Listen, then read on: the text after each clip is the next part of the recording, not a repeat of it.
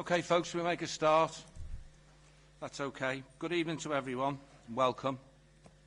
Just a few housekeeping rules. If you do have your mobile phones with you, if you could turn them off or put them on silent, please. Also, anyone using the microphones, if you could turn it off when you've finished using it, please, because it prohibits other folks using the system and it keeps the cameras on you. Also, to let you know that this meeting is being webcast. Can I just remind folks as well that this is a meeting held in public, but not a public meeting. So if you could please be mindful of that.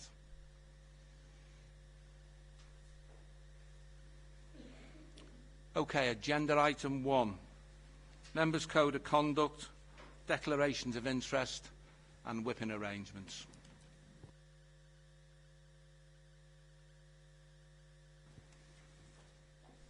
Anyone have any declarations of interest? Any whipping activity? No? Okay, thank you. Item 2 then, to approve the minutes for accuracy of the meeting held on the 29th of November 2018. I'm sure you've all had an opportunity to read them.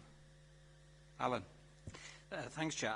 I did make a request for the costings on the BWB survey consultation, and I think, Chair, I did look at the webcast. You did ask for that figure to be given to us. I don't think we've had it yet.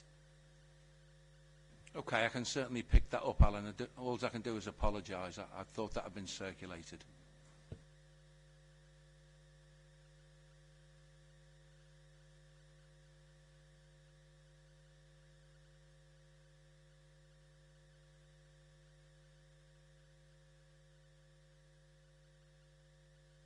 Okay, item 3, local plan progress update.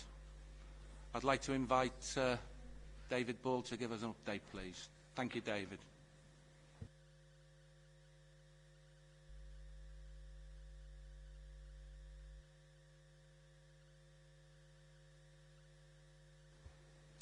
Thank you, Chair. Good evening, members. Just to give you a quick update on the local plan. We reported to Cabinet on the 17th of December of last year on the current position. The key headlines from that report were that we'd had a very positive and significant response to the public consultation that we did last year on the Development Options Review. We had over 3,000 submissions, which we're in the process of collating, and we'll publish a summary of those representations in February of this year. The key themes that are emerging at present are set out in paragraph 9.5 of the Cabinet report on the 17th of December. Key themes are that people want us to look at brownfield sites first. They don't want building to take place on the Greenbelt. Where sites have been potentially identified from release from the Greenbelt, there are concerns about the ability of local services to actually cope with any development on those sites, and also from an infrastructure point of view in terms of drainage and the like, there are concerns as well. So all of those representations have now been received, and the next stage in the process is for us to undertake a series of technical studies around the sustainability appraisal, and also around the transportation work and other studies which are ongoing at the present time and will take a couple of months to actually complete. We appointed leading counsel in November of last year to give us advice on the local plan process, and he's actually reviewed the current position of the local plan and where we are in relation to our local development scheme, which was last reviewed and approved in March of 2018. And he's given some advice that we need to review some of that as we do the sustainability appraisal around the technical issues known as Regulation 18 and 19. So that work is ongoing as well. In the report to Cabinet, there was a recommendation in there that they approved to delegate the commissioning of these studies to officers. That's not the decision-making or the outcome of those. That rests with members as it does at the present time. But that recommendation has been called in, I believe, will be considered by this committee next week. In December of last year, we also appointed ACOM to do the sustainability appraisal work on behalf of the Council. The government consultation on the Office of National Statistics projections, which were published in September of last year, closed on the 7th of December. The Council's formal response to that consultation was that we supported the lower housing numbers which had come out of those projections, and that was submitted within the timescale to government. We've had no outcome yet of that consultation, but obviously I'll update members as soon as we hear anything from the Ministry of Housing, Communities and Local Government. I've circulated to you this evening a letter that I've only seen today, written by the Secretary of State to the Leader of the Council, dated the 28th of January. This letter sets out the current position from the government's perspective and requires the Council to submit to the Secretary of State within 10 weeks a series of information regarding our local plan in terms of its progress and the process that we are going to go through. We have to have that verified by independent planning experts, and then a copy of that report has to be submitted to the Ministry. This is not formal intervention, so they're not doing the plan at this stage, but they explain in the letter that they are giving the Council an opportunity to demonstrate a clear path towards the delivery of the local plan, and they'll continue to closely monitor that local plan progress. And this is their final opportunity for us to do that. I think that briefly brings you up to date with the progress of the local plan. I'm conscious this letter's only been circulated tonight, because I say I only got it this afternoon, but I'm happy to answer any questions, Chair, from members if there are any. Thank you. Thank you, David. And before I ask members if they've any questions, can I just reiterate what the officer said, that there is a call in next week.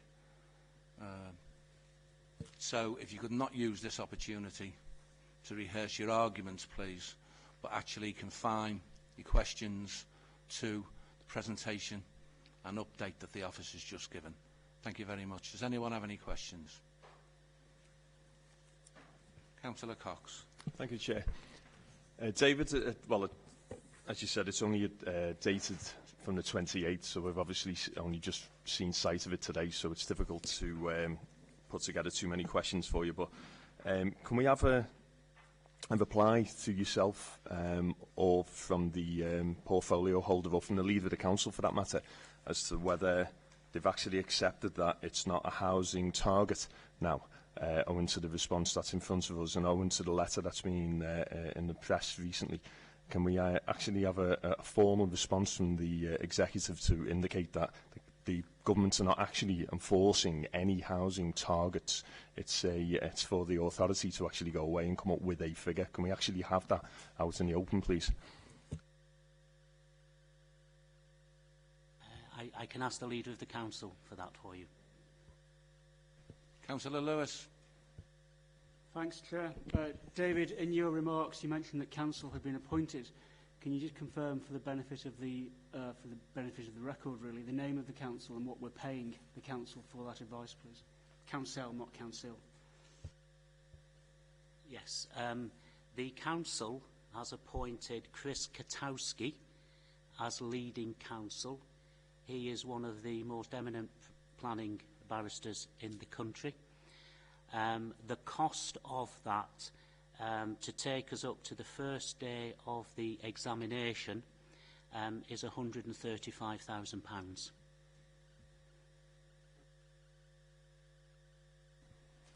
Any further questions? Okay, can I thank the officer on behalf of the committee? Thank you for your hard work, David. And thanks for your attendance.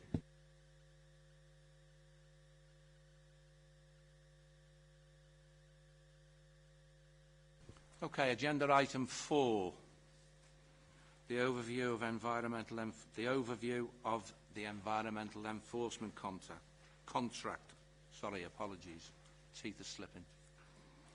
Can I ask Mr. Coburn if he could do this presentation first, please? Thank you, Chair. Do we need to turn these set of lights off to improve the viewing of the screen?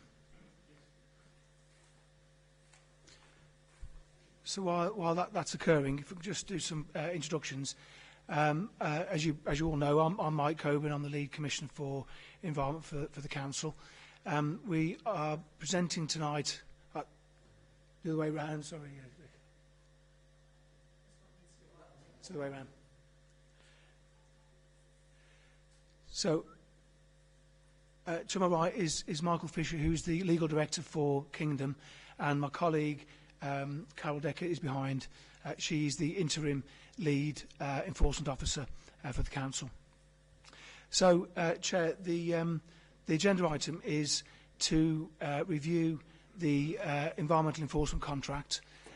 If you recall, it's a work programme item that you called for in your planning at the start of the year. So this is a planned piece of work, something that we've done before as a committee, which I'll go on to, and it's something that we're responding to at your request.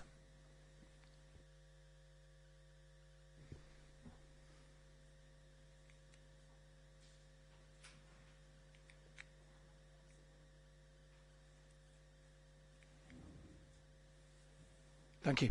So, in terms of context, we're keen to make sure that we understand where we are and that we're on a long-term journey that we set out.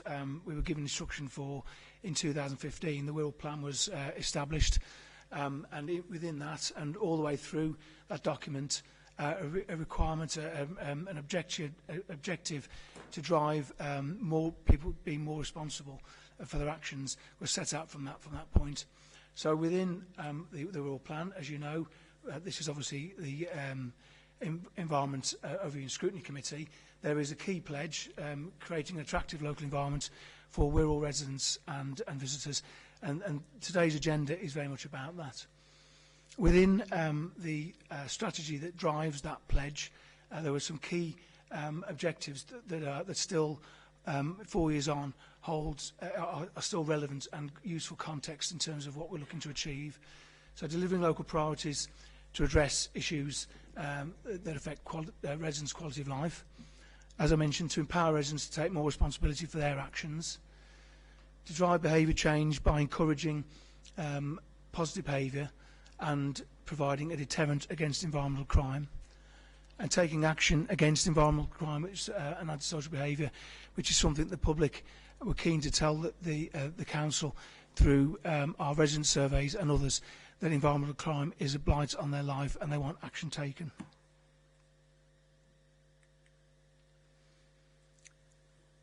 So in terms of a quick overview of the context of the contract, the first contract, known as the litter enforcement contract, with Kingdom commenced in July 2015, and it was varied just under a year later to include dog fouling. The contract was re-tendered in the spring of last year, facilitated by the council's procurement team, and Kingdom won the tender, having competed against two other competitors in an open tender process.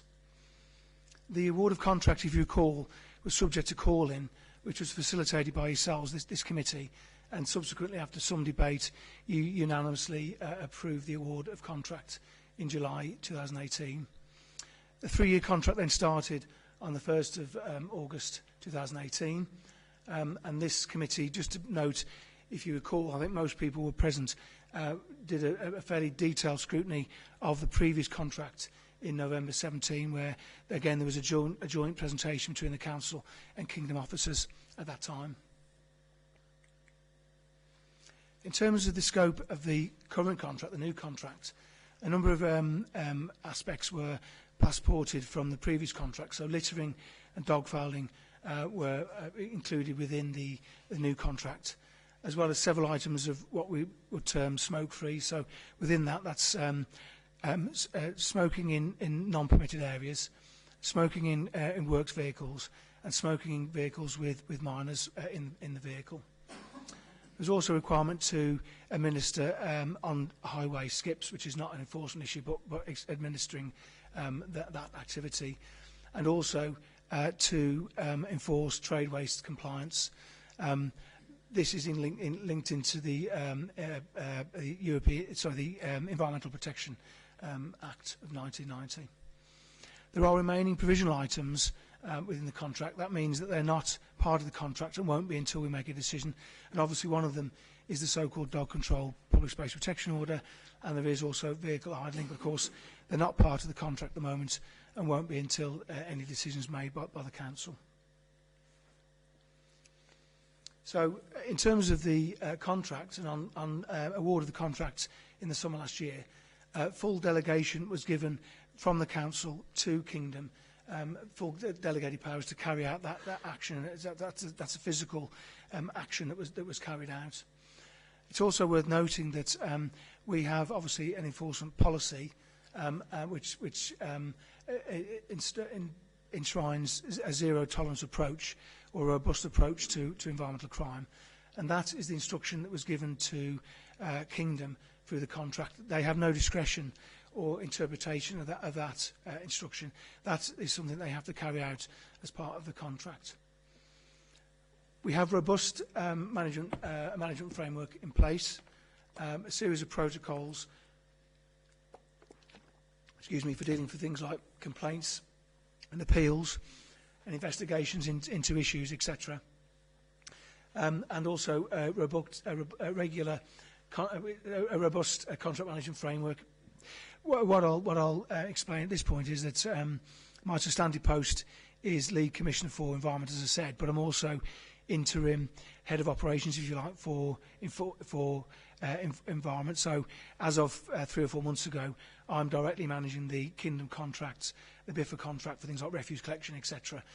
It's very much part of mine. So I'm directly involved in this, and I was personally interested in taking on the interim role to get directly involved in this contract and its management. So we have regular contract meetings, regular contract interface at the moment because of a number of issues which we'll I'm sure debate. That's if not daily, hourly with the on-site Kingdom management. We have a performance reporting framework which I'll explain shortly. And part of the process, and in terms of dealing with some of the current issues, officers, designated officers, are regularly reviewing Kingdom's CCTV coverage that's worn on their body-worn cameras. So we actually go and facilitate a viewing of the footage. We have a series of key performance indicators and added value indicators. The key performance indicators are very much based on timely reporting and returning swiftly, appeals, etc. They're not built, there isn't a performance threshold for instance, issuing of fixed penalty notices. In terms of the added value indicators, there are a number of those. They're based on community interaction, involvement in community events, nighttime economy enforcement, and a range of issues like that. I'll be frank, we've not got to the point 6 months in where we've been able to make progress with the added value indicators, but with optimum levels of staff, which again I'll explain, we're now moving on to focus on those issues. And I think Michael has something to announce this evening as part of his presentation. The Council, as part of the contract, pays Kingdom a fixed amount for each appropriately issued fixed penalty notice. That means that it's issued appropriately and upheld. Where cases escalate to court, Kingdom retain an agreed payment of the initial fixed penalty amount. Something that we've been keen to press hard in the new contract is our transparency objective. I think Mike will tell us that we publish more information through our website than any other council they work with. I think you work with something like 40 other authorities. So, yeah, we're ahead in terms of that. So, available from our website is a redacted version of the contract. Comprehensive frequently asked questions. They've been recently updated to cover all aspects, and some of the current issues that we've been dealing with are in there as frequently asked questions. But also monthly performance reports. And the extract here in the presentation is from the latest one from December 2018. And you can see a range of things are included there. So this is the offender profile effectively. So it's offender by age and offender by gender. And you can see, again, in the clump in the middle between 20 and 49 is the vast bulk of the offenders. And males, excuse me?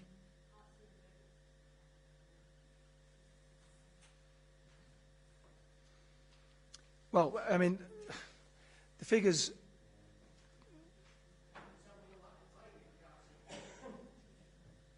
Right, okay.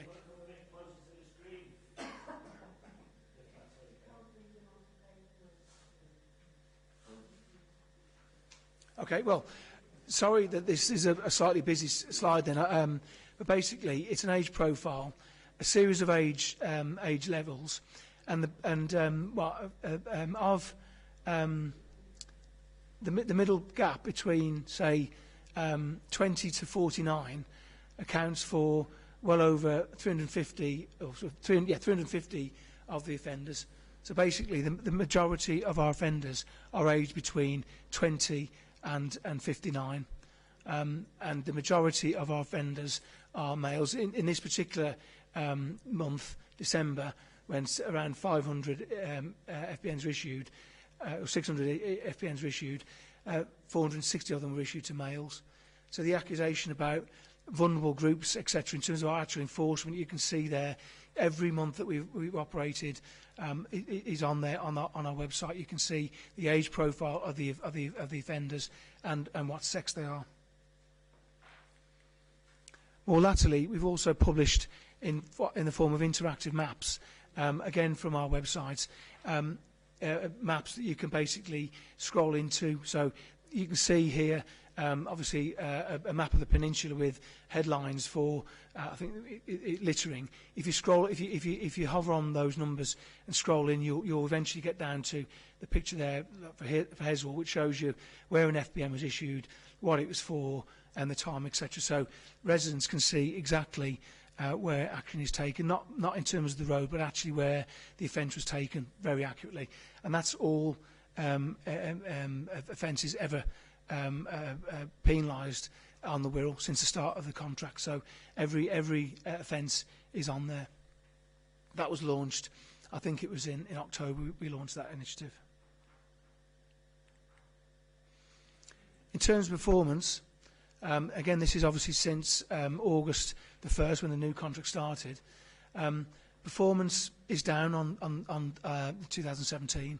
So the blue column is 17's figures, the green columns are 18's, and you can see in terms of littering, underperformance compared to the previous years until we get to December. Now December, I mentioned I'm obviously directly involved now, and there's a real focus and support Kingdom. To be frank, the team was not fully retained, and they had difficulty in recruiting staff, and maybe Michael will reflect on that. Since December, that's not the case, and you can see the sort of levels that we attained in 17 have been achieved in 18. In terms of dog fouling, similar picture. The position is disappointing. So compared to, again, 17, each of our figures are down on the previous year, in terms of single figures. So that is something that we reflected on in the special meeting and needs to improve. And I certainly acknowledge that there needs to be more focus on dog fouling enforcement moving forward. In terms of other contractual performance, I mentioned smoke-free. There, the number of FBNs issued against the 3 types of smoke-free enforcement that I mentioned earlier for the 5 months at the start of the contract. There's no benchmark because this was something that we started with this contract. In terms of trade waste compliance, enforcement started at the start of this year, start of January. 143 premises have been visited and 29 penalties have been issued to date. In terms of income generation, again, to make it clear, the enforcement contract is delivered at risk to Kingdom's performance, so we do not incur a cost other than the cost, obviously, indirect costs of the contract monitoring and performance, which is obviously part of my salary and the team that monitors the contract. We do retain, as a council, the income that's generated through court costs from prosecutions against offenders of environmental crime. And as we mentioned before at previous committees, that over the past 4 years, income that's been generated has been invested back into environmental improvement programmes, such as tackling grot spots, the Love Wirral brand, the various litter bin provision, and also the Love Where You Live volunteer support programme. All of those initiatives we've discussed as a committee, and I've explained what they are and how we operate them to you in the past.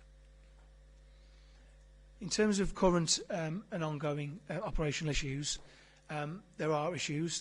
There's a large amount of press coverage, etc.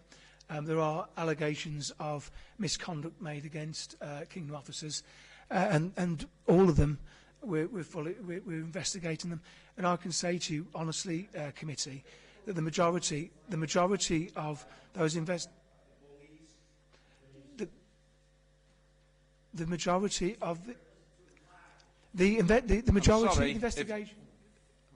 As I said when I started the meeting, there was no opportunity for members of the public to ask questions or make comments, and I'd really appreciate it if you could adhere to that. Thank you. So, Chair, I'm saying to you, I've been involved for 3 months now, and a lot of this stuff has built to a bit of a peak in recent months, if not weeks. That the majority of the issues that we're hearing about investigating, there isn't a case to be answered for. That's not all of them, and there are some disappointing issues that we were okay. Some of them very topical. Some of them happened literally late last week, and there's a case to answer for, which Kingdom, I understand, are dealing with. And there are robust ways of dealing with that, and they do that.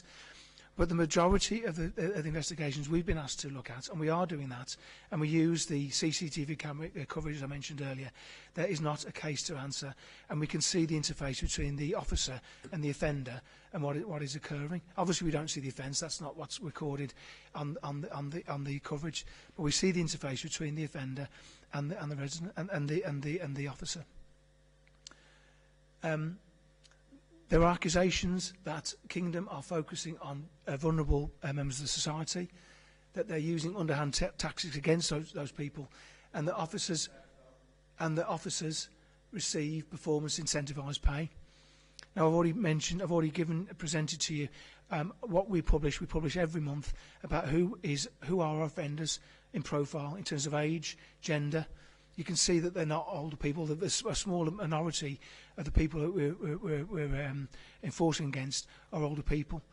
So I would take issue that we're enforcing or targeting the vulnerable in our society. Kingdom will clearly, there's a presentation to come from Kingdom. So, and again, I'm sure Kingdom will want to respond to the accusation about incentivised pay or bonus or whatever the accusation is made. But we're informed, and we've asked the question that that's not the case here in Wirral. It is the case that Kingdom officers are suffering from acts of violence, aggression and ridicule on a daily basis. And I can tell you that this is subject to police investigations, and our community safety team are on the case as well. In fact, literally this week, a member of the public has been charged with premeditated violence against a Kingdom officer. Yesterday, someone got over a skip lorry with a crowbar. This is the sort of threat and intimidation that the staff are are facing. My point to them, and I presented to them twice, is that we will support you and we will not tolerate such behaviour or intimidation. However, we expect exemplary conduct, and we expect you to do that, and we won't defend when there's been poor conduct or there's a case to answer. There is a concerted Can I just remind you once more, please? Yeah. If there are any more shout-outs or nasty comments when the officer's doing his presentation, I will stop the meeting. Can I please beg your indulgence not to be rude? We wouldn't do it to you, so please don't do it to us. Thank you. And it is clear, Chair, that there is a concerted and well-organised campaign to disrupt, intimidate and stop Kingdom officers going about their duties. And as I said in the start of my presentation, they are carrying out our collective instruction. We approved that contract. We set out that it's a zero tolerance approach in line with our policy. The policy is not up for debate this evening. They are carrying out the wishes of our council, and there is an attempt to stop these duties from continuing. Finally, Chair, this is the final slide that I've got before we move on to... Gerry, can you just wait until the final slide and then I'll take questions? Thank you. So, in summary, Chair, the Council remains committed to tackling environmental crime, and it remains a priority. And we're told that by the public, and we're told that regularly. The people feel that this is a blight on their quality of life. We've embarked on a long-term journey to change behaviour and the way people relate to their local environment. And generally, after 4 years, I think there are early signs that change is beginning to occur. We measure local environmental quality in an objective way. Officers actually do that our officers do that in a random way. And in Q3, that's October, November, and December. For district centres, that's the main shopping ways and gateways. We recorded the highest score in recent years. That's despite, obviously, storms and leaf fall, etc. So that's a positive position to be in. And there is definitely a reduced amount of cigarette litter in the composition of the litter that we enforce against. I've already mentioned that the dog fouling enforcement is not good enough. We want a focus. There's a clear political imperative that we do that, and we need to work with Kingdom to identify how we allocate more resource to do that. And as already mentioned, we need to get onto the added value elements of the contract to get Kingdom more involved in community engagement and community involved in events, etc. It's clear that enforcement is just one tool in a box. There are lots of other things that we do. The strategy covers a whole range of other issues like education, the use of the resources that we've got, etc. But it is an important tool in the box, and we believe firmly that it needs to stay in the box. And if by way of comparison or context, Keep Britain Tidy, and they were mentioned in previous meetings. We've talked about Keep Britain Tidy before, about their educational campaigns, etc. 60 years as an organisation, trying to educate the public about litter, etc. They are clear that enforcement is a key element of what we need to do, that it's needed. And in fact, a major income source to them is actually training councils and organisations in enforcement techniques. And they're keen to stress that enforcement is an essential tool in the behaviour change model. Thank you, Chair. I'm not sure whether you want to just go straight into Michael's presentation.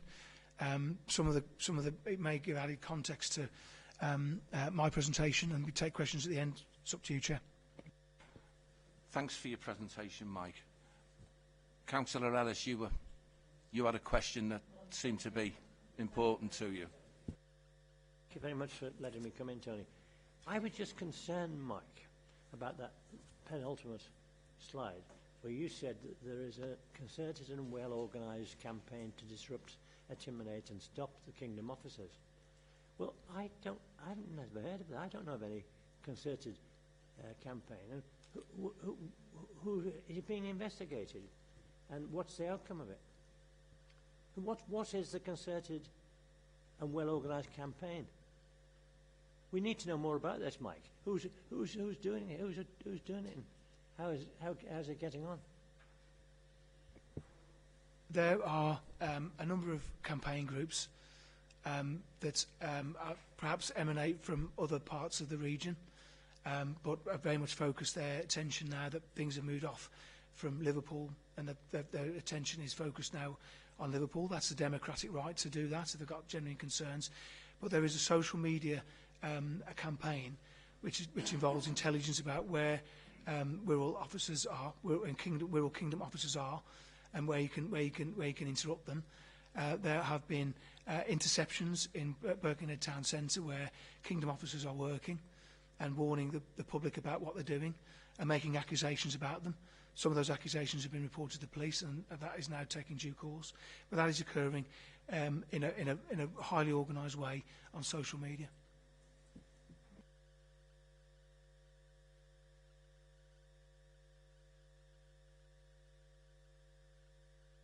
Councillor Sykes.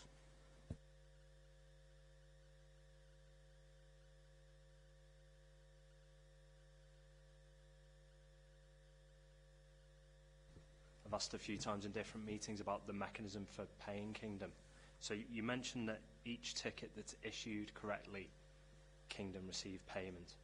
That's whether or not the actual fine gets paid or not. Is that the case? And then if it goes to court, they only get the fee that they would have got if it had been paid anyway. So it's two separate things. So the first one, if it gets issued correctly but it's never paid, does the council still pay Kingdom for the ticket? I've got a couple of others as well. That is correct. So there's a risk there. But of course, those that don't pay go to court. Second question was just about the vulnerable adults or vulnerable people.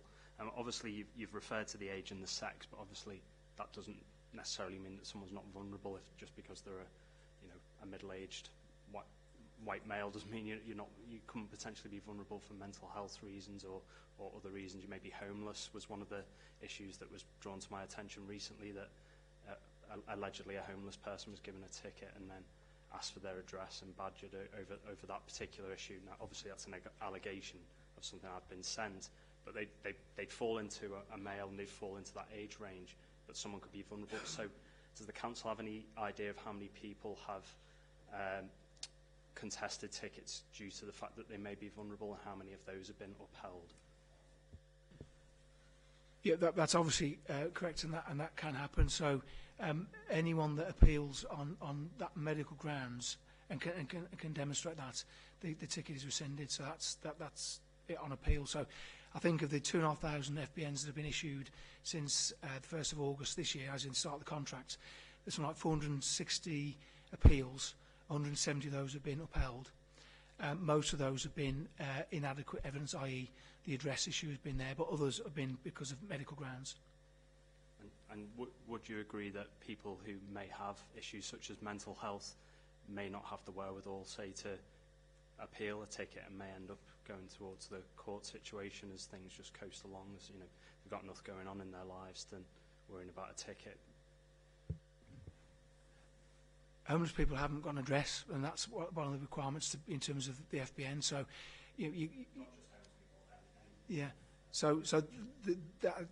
that is not what we would condone. We would never condone a homeless person being issued with an FBN.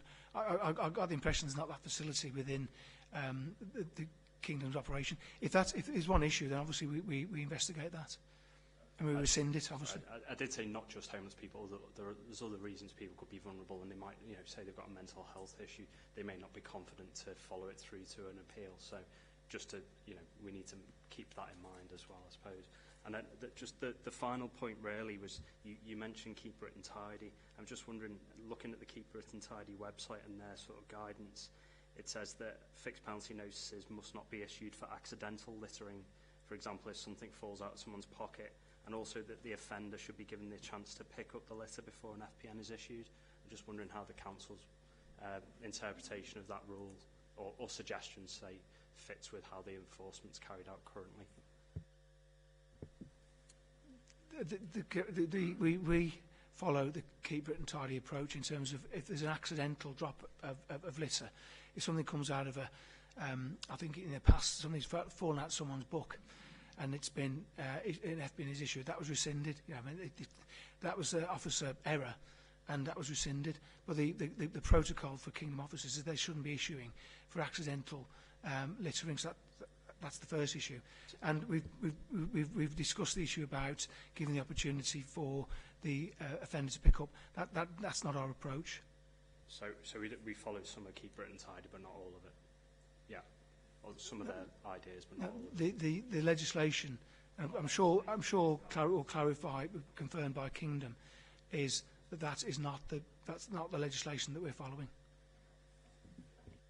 Okay, I've got four more questions. Chair, can I make it just suggest that we hear from Kingdom themselves? I'm just about to say I've got four more questions may be repeated to the official from Kingdom. So. I've taken four more questions. Which hang on a minute, please. I've taken four more questions from Councillor Berry, Councillor Lewis, Councillor Cox. I'll take those questions and then we'll hear the second half of the presentation from Mr Fisher, if that's okay. Then we can take additional questions after Kingdom have done their presentation. Is everyone happy with that?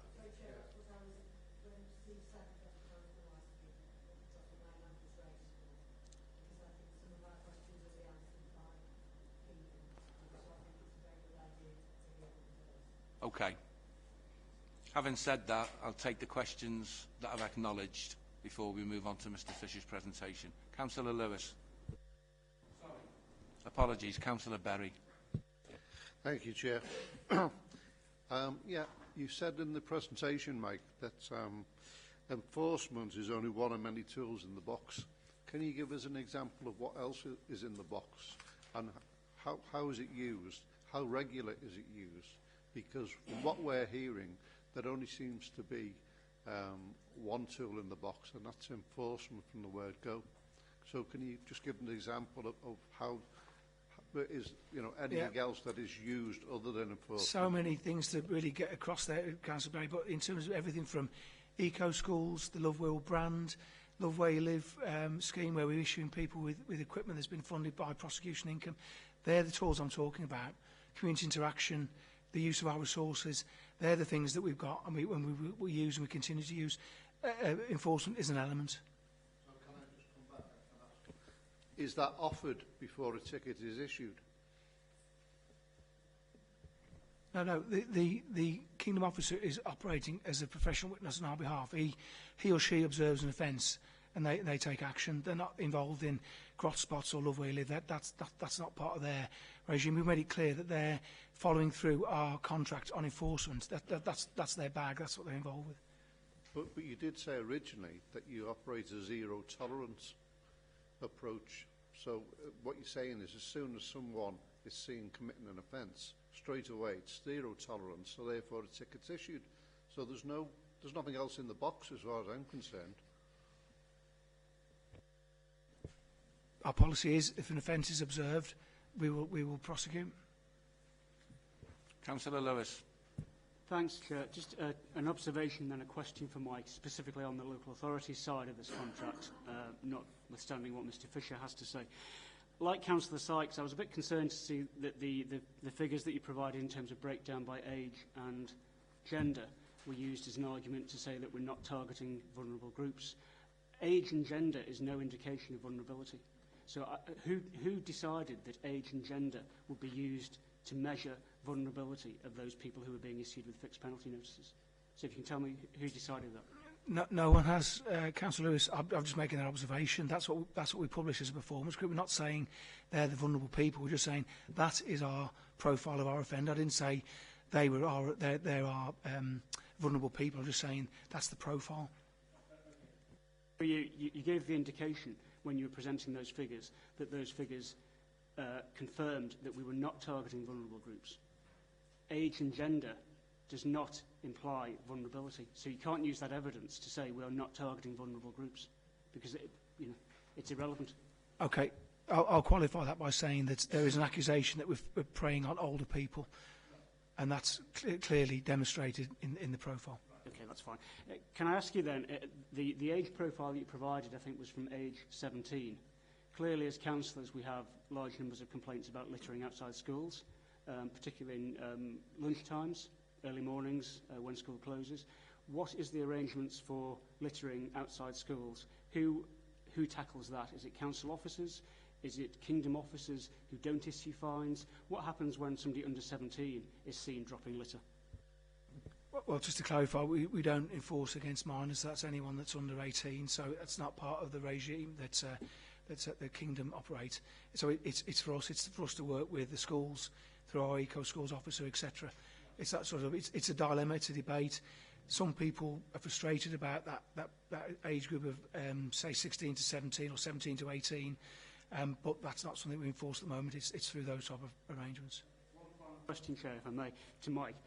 How many complaints, are you aware how many complaints have been received by the authority from members of the public or from councillors in terms of littering and dog fouling since this contract came in? How many times have we asked the council to deal with a problem of littering or dog fouling in specific locations using the CRM system? Do you have any data on that? I didn't anticipate that issue, so I haven't got that information with me to hand, so I can subsequently provide that. I thought you were going to talk about where we formally had to investigate officer conduct. I've got that figure. That's 73 since the start of the contract in 15. In terms of the issue about reports of concern, we've got that details, and again, there's a direct link now to Kingdom and to our maps in terms of when people raise concerns.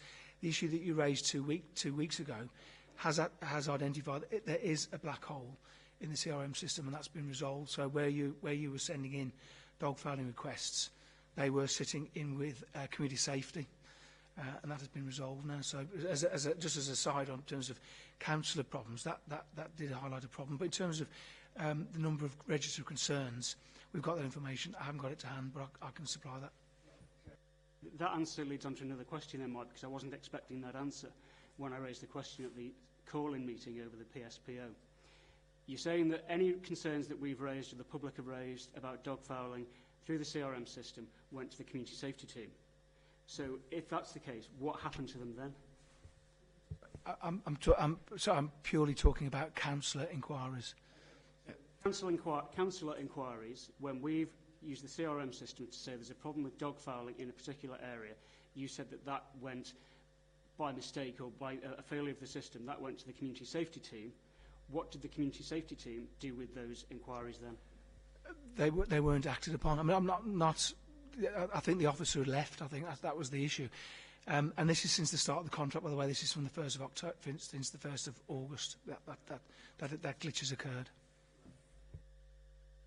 So in that case then, all the complaints that have been raised by councillors since the date of the contract, you've clearly got a record of those. Is any work being done to go through those and tackle them, or what's happening?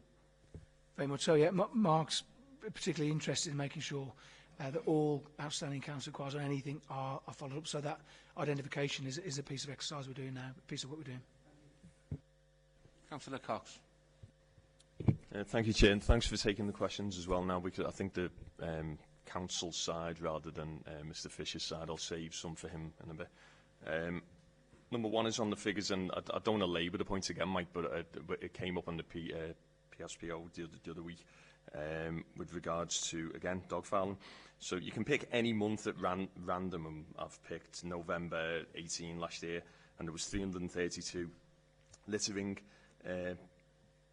fixed penalty notices issued, and just 7 dog fouling fixed penalty notices issued. And now I'm not one of the Kingdom bashers, particularly on this panel. However, as Steve likes cross-party working, and I think we were absolutely clear in every committee meeting that we've had that there was too much of a focus, in particular, on cigarettes being discarded. However, as it... No. I think there was general consensus that, except Steve in that case, then that there was zero, what we could see, zero focus really taking place on dog fouling, and we've come to the conclusion that it was because it's quite difficult to enforce. Now this ties in with the actual fixed penalty notice and the income generation that you mentioned before. And I think the words you used were added value. Now, I can see the added value that we're looking for as an authority, i.e. behavioural change and improving the environment. But I don't see the added value and what Kingdom are going to get out of it from those actions, because ultimately they're a business, and income generation is what keeps them afloat.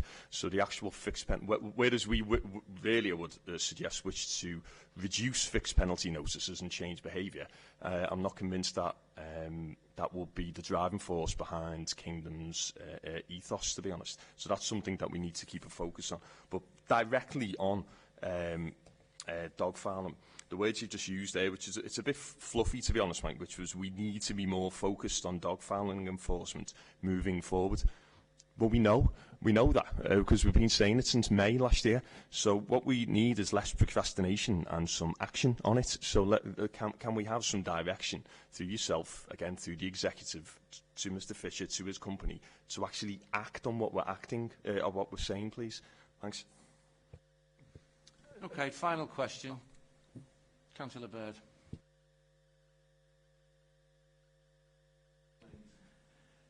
No, I totally agree with that. I mean, we talked at the PSPO meeting about what is optimal levels, and obviously that's a little bit arbitrary, but as an example, you know, where a Yorkshire authority got something like 350 or FPNs on dog fouling with more resource. So we talk about hundreds, we're not talking about thousands, but in year one, in the first contracts, that was from mid-May until the end of that year, Kingdom enforced around 250 FPNs. So that's considerably more than that's happening at the moment. So we need to get back to that point as a benchmark, I would have thought.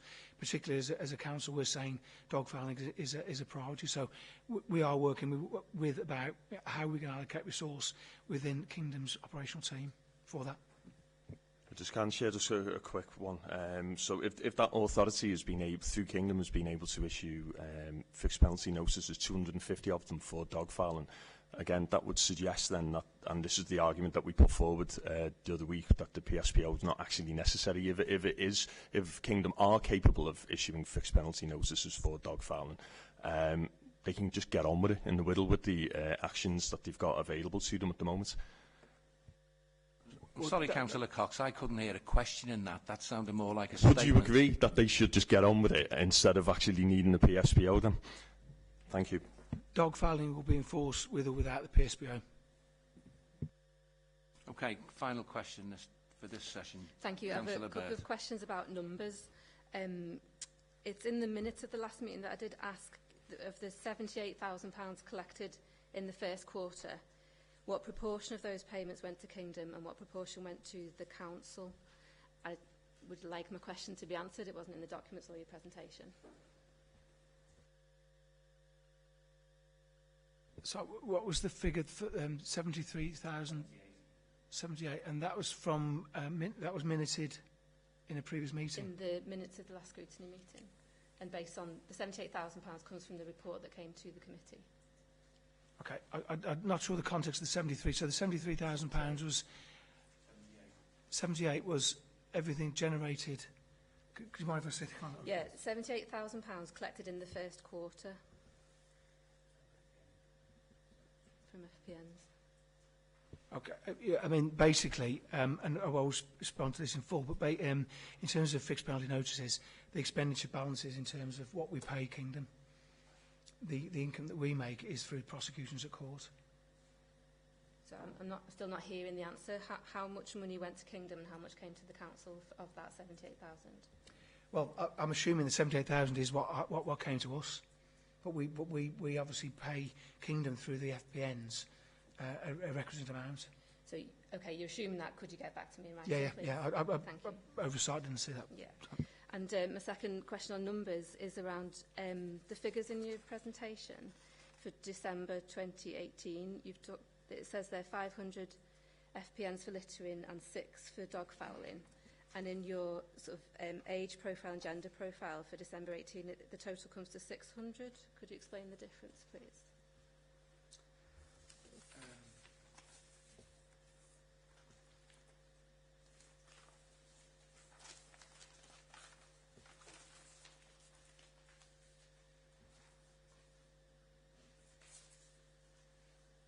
assuming that it must be.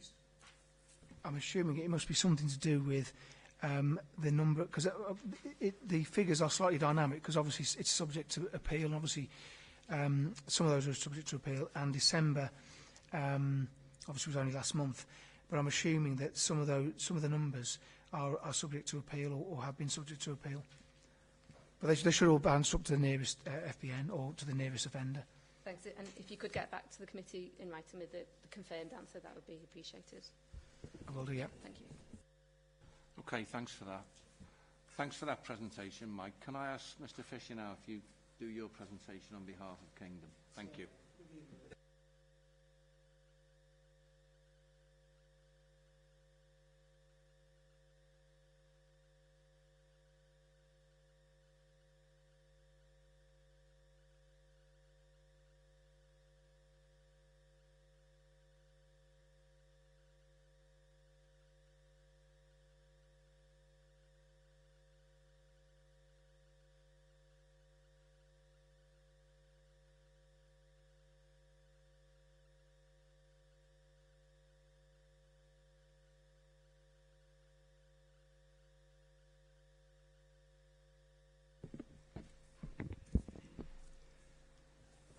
Sorry about that.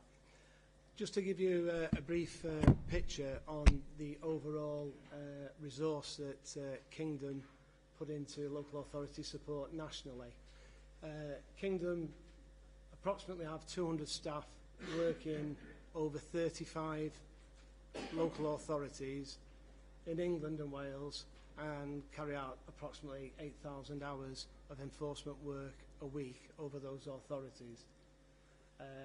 I've listed the services and the type of enforcement that is carried out. That diversifies from one authority to another.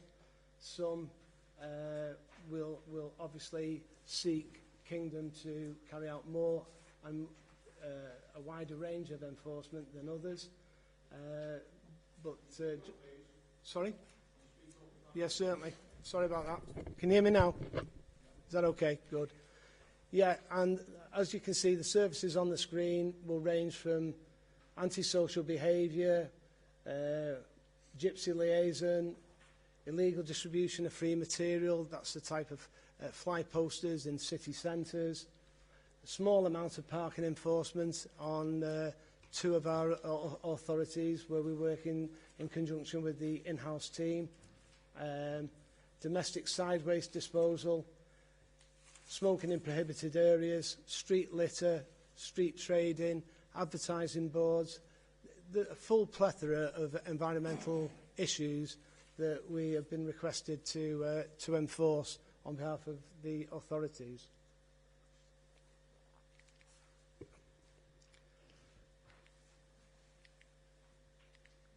Just a list of the authorities. It's pretty representative. London boroughs, footprint in the West Midlands. Our oldest client is Birmingham City Council. We've been delivering to them for just 10 years from 2009. And with Birmingham City Council, we work in the city centre and in the outer areas. And also, we do a lot of, and have done over the full 10 years, done a lot of nighttime economy work, where we've worked in conjunction with West Midlands Police and patrolled the city centre in relation to late night economy environmental issues, including fly posting and the distribution of free material and littering, obviously. Team deployment. All our team are issued with an electronic digital assistant. You'll have seen them. They're quite similar to the ones which are used by parking enforcement officers. They've got GPS tracking devices on them, so that, and I'll cover that in greater detail, so that obviously where we deploy them or where they're sent out to be deployed in live time, we can check where they are, we can check that they are going and representing where the patrol matrix is intending them to be. Team leader briefs them before every patrol and debriefs them at the end of the patrol. Obviously, during that briefing, it allows the team leader or site manager On Wirral, we've got both a team leader for the operational team and a team manager to pass on any tasking or coordinating of tasking that's come from any intelligence in relation to any hotspots, any areas to patrol, specific to both proportional representation throughout the boroughs that we represent, obviously in this case the Wirral, but also targeting areas where intelligence is suggesting that the resources should be deployed. The lone worker protection policy, in the electronic digital assistance with the GPS tracking, that is fitted with a panic button so that in our National Operations Centre down in Haydock, we can monitor the movement of all our staff at any time nationally, wherever they are, and there is a panic facility for them if they get into any trouble where they might need some assistance, if they're dealing with an offender and that escalates to a position that could involve harm or injury to the officer, then they can press the button, they will get a response call from our control room, and it will be escalated appropriately. Just some visuals on the equipment. You'll see the body-worn camera. The body-worn cameras have been worn by our staff since 2011. They were first put on the ground in London Borough of Enfield. And basically, and nothing's changed here, they're to provide an unassailable corroborative record of the conversation between the officer and the alleged offender post the offence being carried out. It's important to make that distinction, that the cameras are not operated routinely. They're not, so the officers are not walking around with the cameras running. It's not a surveillance tool. It is not directed surveillance that they're doing. It is dedicated patrols tasked by the chain of command, and the camera is purely and simply to provide that record of the conversation, not to film the offence, but to cover the conversation post-offence between the offender and the officer. It's just a schematic of the panic button and how it can flash up and show where our officers are at any time on the sites that we currently cover. And there's a close-up where it takes it into greater detail, and with the GPS tracking can obviously place where the officer is to the nearest street and position within that street. So we've got the most up-to-date information on where they are and where the situation is occurring. The intelligence snail trail is basically quite often when we are dealing with committees such as this, with scrutiny, and we're asked about where we're patrolling and why we're patrolling and proof of patrol. The back office system that we have in place that these screenshots are taken from is made available to all our local authority clients, and they have got 24/7 access and visibility of this. So at any time, Mike and his team can log on and see exactly where our officers are, where they're deployed, and if they've been specifically told to deploy a certain area, they have the reassurance that they are in that area. And also, certainly for providing feedback, we can show where they've been and the routes that they've taken during that particular shift or number of shifts. The FPN locations is the next schematic, which will show exactly where the FPNs have been issued by way of reporting mechanism, performance mechanism, and also to paint the picture of where the enforcement has been carried out and where the offending is. Bear in mind that we take our lead, and I'm speaking generically now, and obviously you're concentrating on what is occurring in your district, but we take our lead routinely from where we're asked to patrol. We don't decide where we're going to patrol. That is done in conjunction with the teams with the in-house management team who we work with. And again, That will show FPN location and types of offences, all of which is made available at any time to all our commissioning authorities. Here's some areas that just concern yourselves. It's from the 1st of August when the new contract started, and it will show the percentage of FPNs that have been issued during that time and the areas that those FPNs have been issued in. And you can see the diversity of where that has occurred.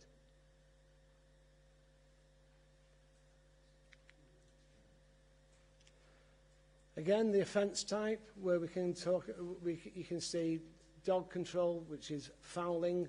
That's the only dog control that we're doing at the moment, the dog fouling. Commercial waste, litter, litter food, litter printed material, smoke-free FPNs, litter that relates to cigarette waste. I know this is something that is obviously topical, and you can see that 74% of the litter offences that have been reported since the 1st of August have related to cigarette waste.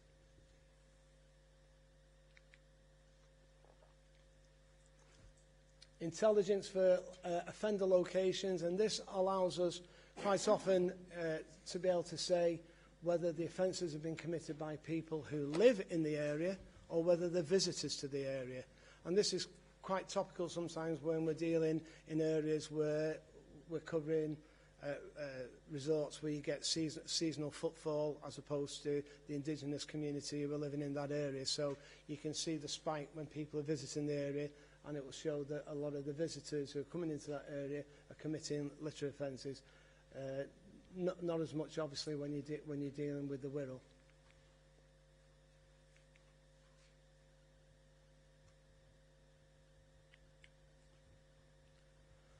Mike's touched on this in relation to December, and obviously it's already brought about some questions. The age binding that we have, it comes from our back office systems, and this is the total age binding from the 1st of August, the start of the new contract, to the present date, and shows that there's been just short of 3,000 fixed penalty notices issued during that period of time. And this deals with the age groups to which they've been issued, which broadly reflects the figures from December over the period of the contract to date. Again, you've got the gender split and you've got the ethnicity split. And drilling down into the ethnicity split, that obviously is carried out not by asking people what their ethnicity is, that is just on the observation of the officers who are issuing the FPNs.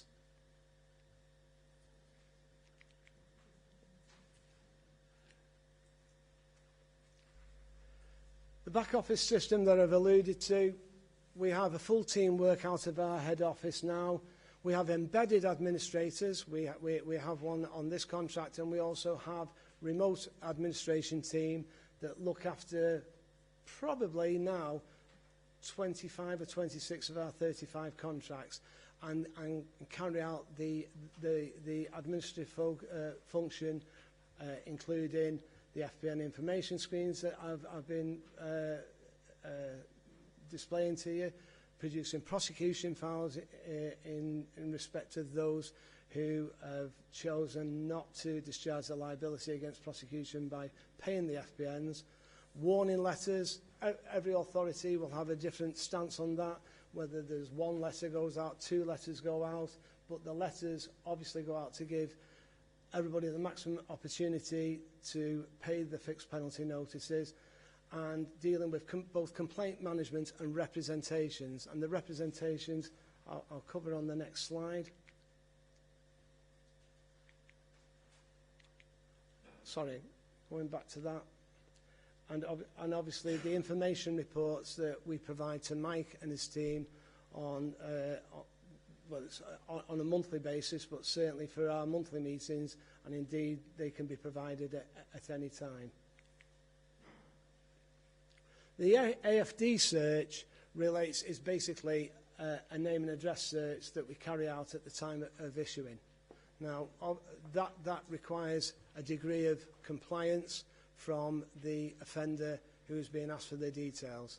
Bear in mind, the officers have no power of search, they have no power of detention, and if the offender chooses not to provide any proof of identity, then based on the name and address that they do give, if indeed they do provide it, we're able to carry out checks on its public domain database linked to the electoral roll and other databases to provide some corroboration of the details that they are providing. It's just an example of the body-worn camera footage. The body-worn cameras are operated under a policy in relation to deletion of the footage within 31 days of payment of the FPN, and obviously ensuring that we're GDPR compliant in relation to how we keep that data and that footage. That's just an example of an FPN screen from our back office system, which will show the FPN reference, when it was issued, what it was issued for, the status, has it been served by post, has it been served personally, and were any representations made, has it been paid. With some of our authorities, we take the collections on behalf of the authorities. That's not the case with Wirral, who still take their own collections. And the letters that have gone out to the offenders, itemising when those letters have gone out. And so in the event of a prosecution file being put together for someone who fails to discharge their liability, we can also exhibit and evidence the fact that we have had interaction with the offender. And quite often, what we try and work with them, particularly with hardship cases and people who are on job seekers allowance or have other hardship cases, that we will provide extensions on the direction of the local authorities so that we can extend the period that they can pay. It doesn't get broken down into part payments, but certainly from the initial payment period, we can extend that. We look to close this off, obviously, within 90 days of the issuance of the FPN. Complaint management, the representations which are lodged, again, it gets typed down, it's made available.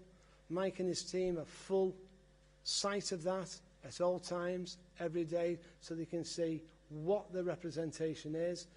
Is it a representation in the sense of, I haven't done it, I haven't committed the offence? Is it, there was insufficient signs, I picked it up, why wasn't I given the opportunity to pick it up? I picked it up and I still got the FPN. There's not enough bins around, there's not enough publicity. There can be all manner of means of representations, which doesn't necessarily equate to it being a complaint of conduct against the officer who's actually issued the FPN. And again, with the prosecution files, we work closely with the team from the Wirral and indeed the authority solicitors to ensure that prosecution files are put together, and it's another check and balance to ensure that. And going back to a question that one of the gentlemen asked before about whether Kingdom are paid for every FPN or just the ones which are paid. There are various business models for this service, and some authorities have a different methodology where they pay Kingdom on the paid FPNs at a different rate. This authority chose in their specification to stay with paying on the issued, but by definition of the issued, it should be an appropriately issued, and by appropriately issued, there should be prima facie evidence that would support a prosecution in the event of the person failing to discharge their liability against prosecution by paying it. If that evidence isn't there, then by definition it is not appropriately issued, and certainly there's issues to sort out in relation to the offender or would-be offender who is issued with the FPN, but also in terms of charging the local authority. and those checks and balances are robustly managed by this local authority and not by Kingdom independently of that local authority. The final say, in other words, is with the local authority. Moving on to education and engagement. It's quite obvious to me, having directed this service over a number of years, although not directly over the last 18 months. I've stepped back in from my day role as overall legal director to work with Mike and his team to put every attempt together to get this contract correct.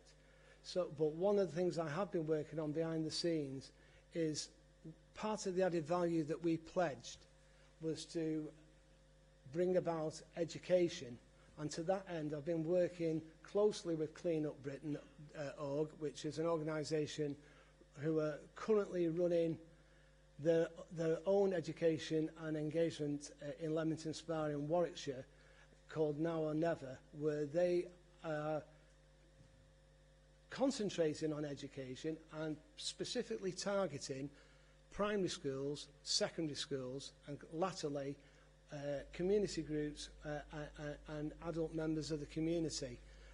What we're working with at the moment is the administration of that and putting together presentations which are in the draft form at the moment, which have already been tested in Hertfordshire on a number of schools in Hertfordshire, and going to be delivered by Clean Up Britain in the Leamington area, which we are looking in partnership with Clean Up Britain to deliver both on the Wirral and indeed not just local authorities which are our clients, but to get this out to education departments of all local authorities within the United Kingdom. That is the vision. We're a long way off that part of it, but we're certainly not a long way off being able to put something out certainly within this district in relation to getting the education out into the schools. And there's a lot of work gone into that in relation to making it pertinent to both primary schools and secondary schools.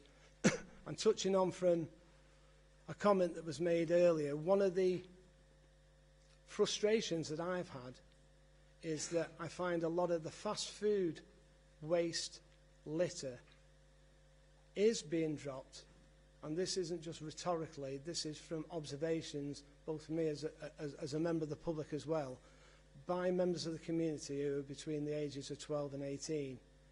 And virtually every local authority that we represent will not and has no policy to issue FPNs to them. And you can argue quite rightly so. Some have restorative justice.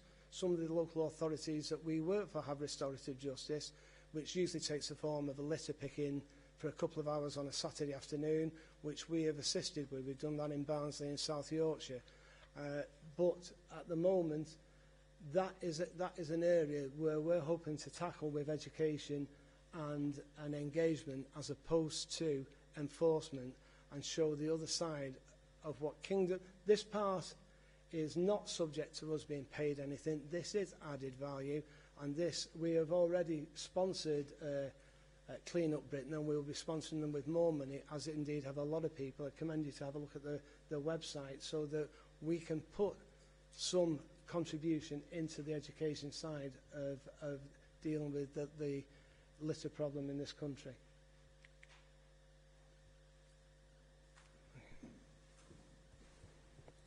Okay, thanks, Mike. We'll take some questions. Christina, Brian, Sharon. Okay. Adam Sykes. Yes, I have, yeah. Do you want to start, Christina?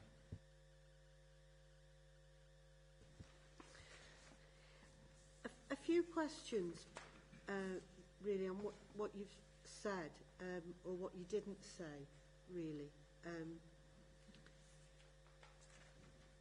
And I have to say, as soon as I was looking at it in an interested way, but as soon as I saw gypsy liaison, alarm bells rang with me, because I don't think that's a phrase that currently people would use, actually, and I do think you need to get that moved. I think it's offensive, to be honest.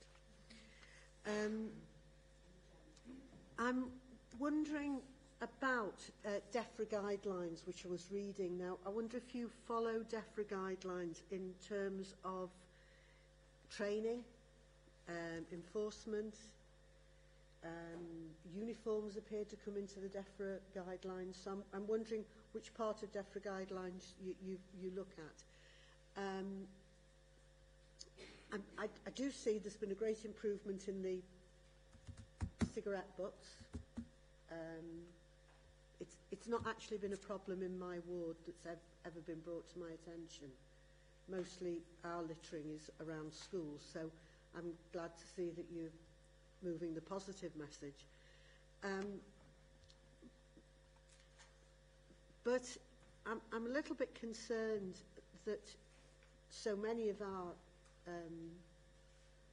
neighbours have had problems with Kingdom, and I appreciate that we've got a different contract, and I'm very pleased that we do have, and that we have this opportunity to scrutinise what you're doing on a regular basis, and I thank you for coming so we can do that. But obviously, as you go more into the thing, as time goes on, more questions will always arise. So it's the DEFRA part, and also in terms of uniform, a thing I've raised before, safety for everybody, really, isn't it? Because your uniform is very difficult to identify, but very easy to copy, which puts everybody at risk. And I do feel if prevention, as you say, is the important thing, then that's why police, one of the reasons police wear uniforms still the way they do. They don't need to wear that sort of uniform, but they wear it because it's a prevention thing. You go, oh God, there's a copper, I'll behave myself. Now, that doesn't, if you don't have the uniform, it's very hard to say that that's what's happening. We do continue, I think, as councillors, to get a number of concerns raised with us about things that have happened with Kingdom. And I'm not sure who they then go to when we send them in now on the CRM. So I'm presuming now that when we send them in, they are going to you and you are acting on them, because we don't know on our CRMs. It was a point raised by my colleagues across the table. So really, I want to know what DEFRA, what your uniforms, what training, again the issue of the vulnerable, what constitutes a vulnerable person in your eyes. These things are raised because of you putting the words gypsy liaison, I'm afraid, because vulnerable is I think it's quite hard to tell a vulnerable person by just staring across the room at them. And I'd like to know what training people do have. Thank you very much. Dealing with the DEFRA guidelines first, obviously we are cognizant of the DEFRA guidelines, and to raise the point, they are guidelines, and we have to balance that with the wishes of the authority that we are commissioned by. So if you were to look at the DEFRA guidelines about allowing people the opportunity to pick up the litter, then that is fine, providing you as an authority are happy for that to be the case, and that we don't issue any fixed penalty notices or very few fixed penalty notices, because you're removing the robustness and the zero tolerance. These parameters of engagement have not been set by Kingdom, they've been set by the client authority, and we follow that. If, for instance, this authority was to say to us, we want a visible, high visible presence out on the ground, enforcing the Environmental Protection Act, but having an emphasis on giving verbal warnings, advice, and an FPN as an absolute last priority, then this authority would have to look at a different business model, not just for Kingdom, but any outsourced provider who were going to be engaged to carry out enforcement activity, because obviously it is not commercially viable for anybody, any company, to deliver this against the background of following that. That's not profiteering, that is fact. It just doesn't stand up. I know what the overheads are, I know what the salaries are. All our staff are PAYE, they're all paid an hourly rate.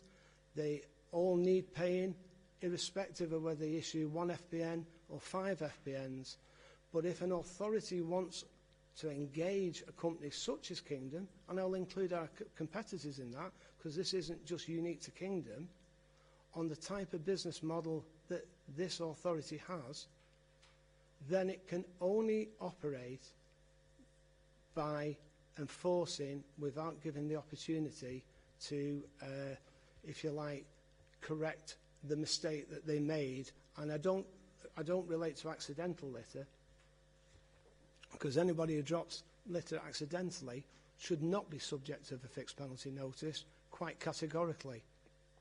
Again, touching on the uniform, my experience has always been with every piece of commissioned work, whether it's through a pilot scheme, under a procurement waiver, or whether it's been a procured piece of commissioned work, that dialogue during the mobilisation period will be held with that authority as to what uniform is acceptable for our staff to wear. And in some authorities, to engender and perhaps eradicate the us and them between the in-house enforcement team, who still exists, bearing in mind we've not replaced them, we've come in to add and enhance what they are carrying out. We have been actually asked, and we still provided at our expense as part and parcel of our commercial and financial bid, that if that authority wants us to wear exactly the same uniform as their in-house enforcement officers, that's exactly what we'll do. Many will go for a sort of halfway house where we wear a uniform that's acceptable to them, but with the insignia, clear insignia of the local authority that we represent. And I apologise for that.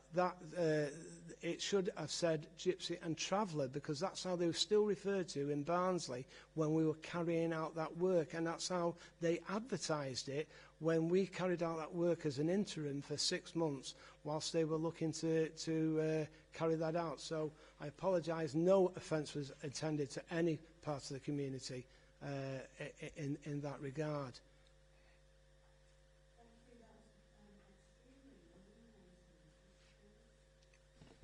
Councillor Kenny. Yeah, thank you, Chair. Mike, thanks for your presentation. You mentioned as part of it that you use body cameras, and they're there just solely to record any discussion with individual members of the public.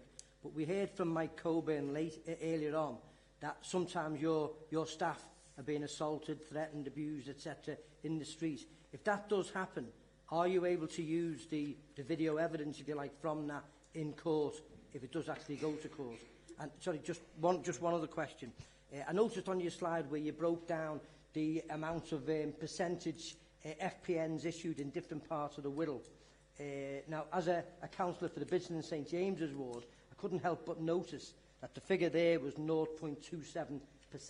Now, that might give the impression to some people that there's not a problem of littering or dog fouling in that part of the Wirral. But I can assure you there is a massive problem, and together with my 2 fellow ward councillors, we attend regular meetings to discuss the environment where questions of dog fouling and littering are brought up a lot. So it seems to suggest to me that perhaps your staff are not visiting that part of the Wirral. Could you comment on that, please? Well, thank you. It'd be very hard for me to disagree with you, but what I will say is that the patrol matrices and why they were set up is for intelligence-led patrols, and also to provide a proportionate patrol throughout the district.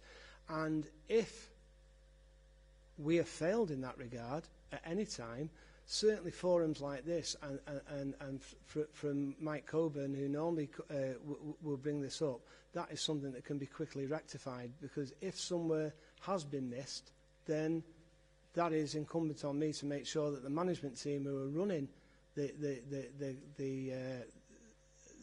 project on the Wirral address that. Going back to the cameras, our staff are not told routinely to turn the cameras on until they are approaching the offender and they're about to introduce themselves. However, what is quite apparent is that we have had a number of cases of what I would describe as third-party intervention lists. So the offender has been approached by the officer, the offender is being compliant, and a third party has intervened and interfered with the process. Also, we have some non-compliant offenders who, from the outset, will show signs of verbal aggression. And quite often, it can end up with the officer talking to the offender and indeed a third party at the same time. And it can quickly escalate into a public order situation. What we advise the staff to do is, if they get those danger signs that they are going to be subject to verbal or physical abuse, whether it's during the time that they're issuing an FPN or indeed when they're walking about on patrol, then they've got our absolute support to turn the cameras on and record it. And if that does escalate to an offence under the Public Order Act, assault, common assault, harassment, whatever it may be, and involves us reporting that to Merseyside Police, that camera footage will be made available. Okay. Councillor Jones, then Councillor Sykes. Thanks, Chair. Thanks for your presentation. With regards to the stats that you had on ethnicity, you mentioned during the presentation that that information hasn't come from the offenders themselves, that's come from a judgment from the Kingdom officers. I've got a problem with that, really, because I don't know how they would make that judgment call. Necessarily, it's not that easy, especially in the multicultural society that we live in. With regards to the payments of officers, Kingdom officers, can you just confirm if they receive a flat rate salary or whether they are paid on a commission basis in any way? And my third question was regarding the engagement in education, the last side of your presentation.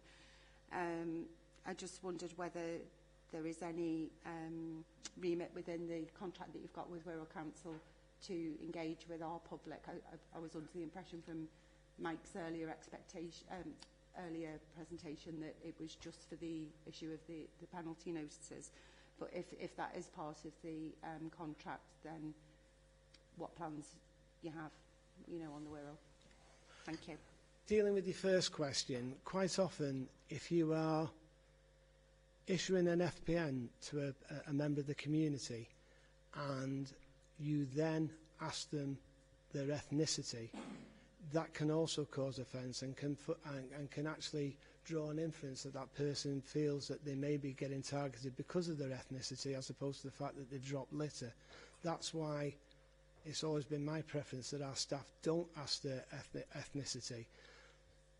The slide shows, it's attempting to show the demographics of who receives FPNs in this area, and it is not an absolute science, and that's why I didn't represent it as being an absolute science, because it's one of those situations where you're damned if you do and you're damned if you don't.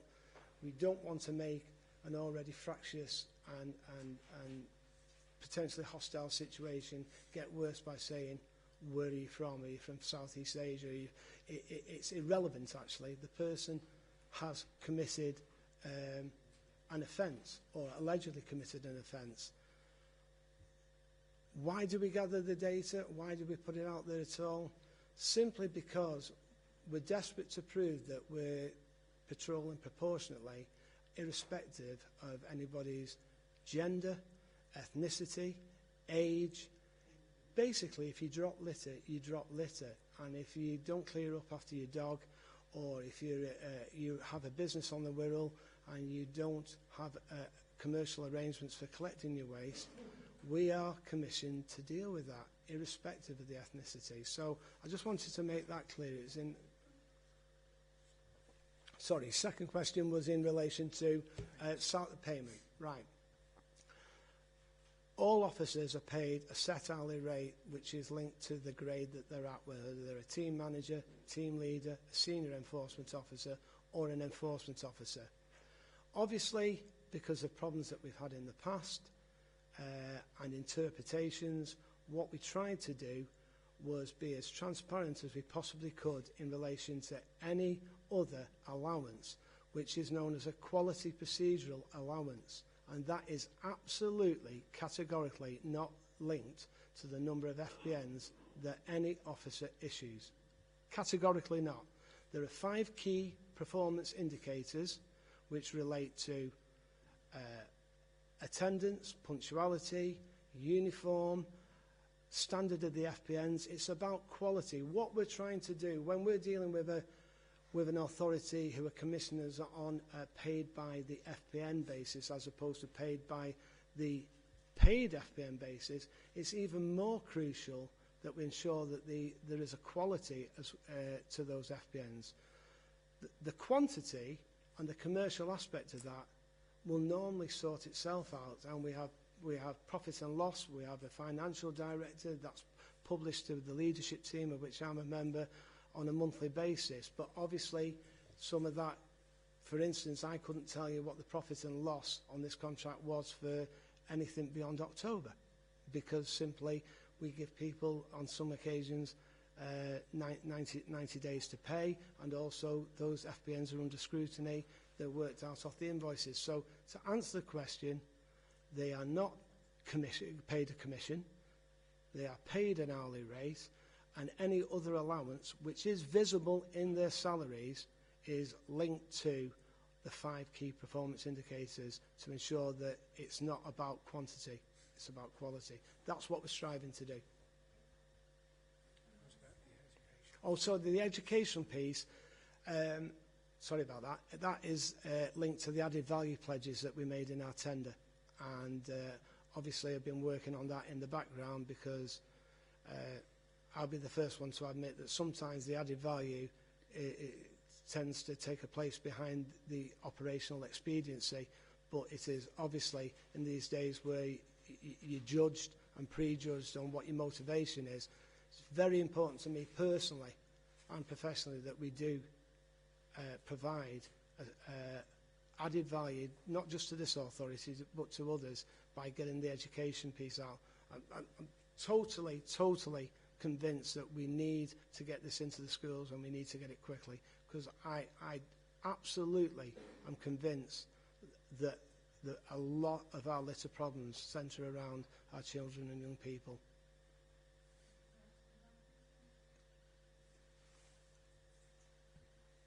Thank you for those answers.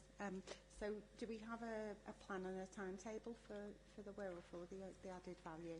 Yeah, well, certainly in relation to the education, only yesterday I had a meeting with Clean Up Britain, and I've got another one next week and the week after. We're at that stage now where we're at the planning and implementation stage. We've agreed in general terms the principles and conditions of our sponsorship and us becoming strategic partners. That needs to be signed off. I expect that to be signed off and the first implementation meeting to be in the next 28 days. And during that period, I will be having discussions with Mike and his team as to how I can get this out to the education departments within the Wirral so that we can make these presentations available.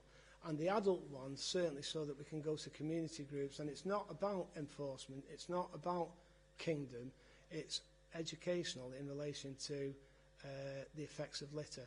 The primary school one is it's a quiz, it's fun, it's interaction. The secondary school one carries a 3-minute video, and it's quite impactful because it shows the issues with plastics and shows how our wildlife is being damaged and hurt by it, and the real issues that bother us all about plastics and that's what we're trying to get out, because that's when I think you'll get a 14 or 15-year-old's attention when you're showing them with a wild bird who's got his head stuck in what was formerly holding 6 cans of lager. So just a quick supplement. That will clearly be delivered through our eco schools, with our eco schools officer, and be part of your environment programme. Okay, thanks. Councillor Sykes, then Councillor Cox, then Councillor Ellis. Thank you, Chair. I've got quite a few questions because we don't always get the opportunity to meet the actual contractors and certainly people high up. So bear with me a second. So the first sort of theme, really, I think you've mentioned so far about PAYE and salaries. So are all the staff got full-time contracts? There's no 0 hours contracts for these enforcement officers? All our officers are contracted to work 40 hours a week. The 0 hours, there is no mention of 0 hours in our contracts. The current contracts are under review with our employment lawyers, and there's certainly some amendments need to be made to that. But if you speak to any of our staff, they have never been contracted or rostered for anything less than 40 hours a week, and that is the case. It's as simple as that. Thank you. And then just relating to your bonus scheme, you called it something else, but you had certain KPIs, and you mentioned 5, but you only actually spoke about 4. I think it was quality uniform attendance. There was another one I missed, but what's the 5th one? I'm just interested. I didn't bring it with me, so you're going to have to bear with me. There are 5, and sorry to put you on the spot. And you have, and you've got me, but there are 5, and I can make them available. Is that transparent? I can make them available through the chair to you, because they are there and they're set in stone. Just moving on to a different area from the staff, obviously we've mentioned about targeting dog fouling. I'm just wondering, as Kingdom, as a company, what have you done differently since the council have asked you to have a focus on dog fouling rather than so much on littering? I think it would be fair to say that 2018, and this is a forum to put the cards on the table and give you nothing but the truth. 2018, from the middle of 2018, was quite a difficult period in relation to this service and this contract. We had a restructure of the business. That restructure had a different command and control. We lost a number of their own volition of our previous managers who were managing the contracts in Merseyside and North Wales, who went off to do other things and other employment.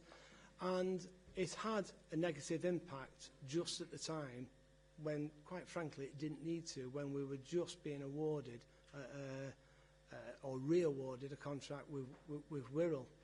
Over the last 3 months, my focus, and why I stepped back in and worked with Mike and formerly Sue Bannister and then Carol, was to get that stability back.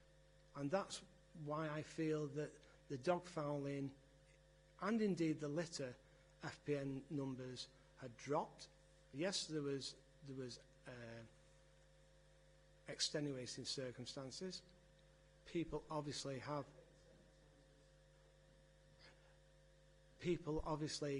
a democratic right to object to the outsourcing of this service, and also have the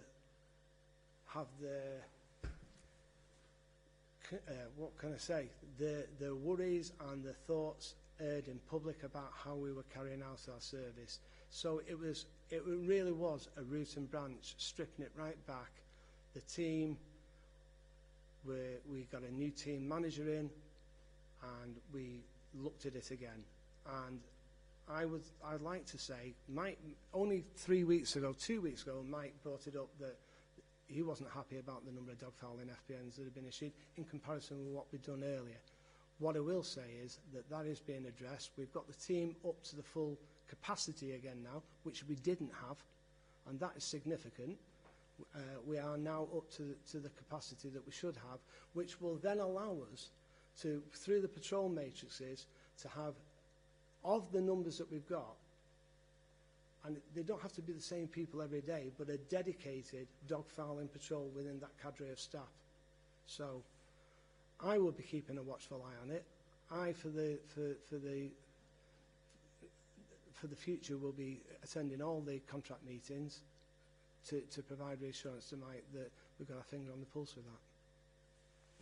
Thank you. Just a couple of other quick questions. I know Christina already mentioned training. I was wondering whether it's possible to share the training programs with us outside of the meeting of what your officers have, and also your monitoring scheme. So how do you mentioned quality, how do you monitor your officers, other than obviously people can make complaints afterwards, but how do you proactively monitor your officers to make sure that they are following your guidelines and we're not having issues raised?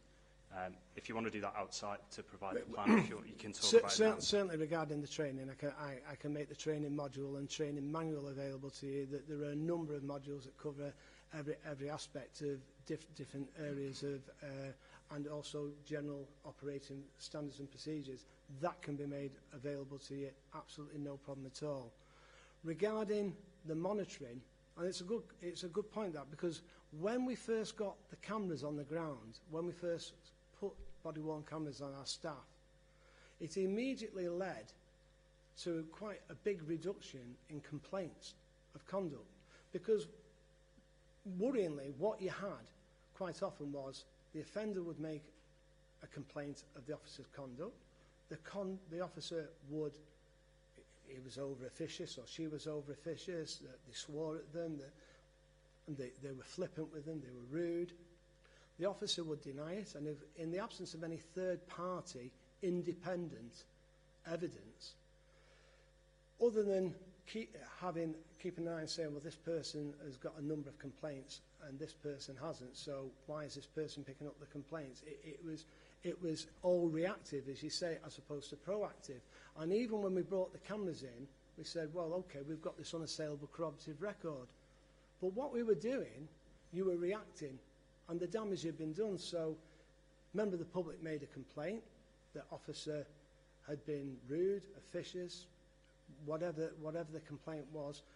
You would look at the FPN, you'd look at the body-worn camera footage, and it would all appear in front of you, whether the officer had conducted herself properly or whether they hadn't. But by then the damage was done. So what I introduced in 2016 was that we dip sample the body-worn footage as a standard operating procedure for the team managers and team leaders. So we could have a look at how our staff are interacting with the public and also link that to any intelligence that's coming in from complaints.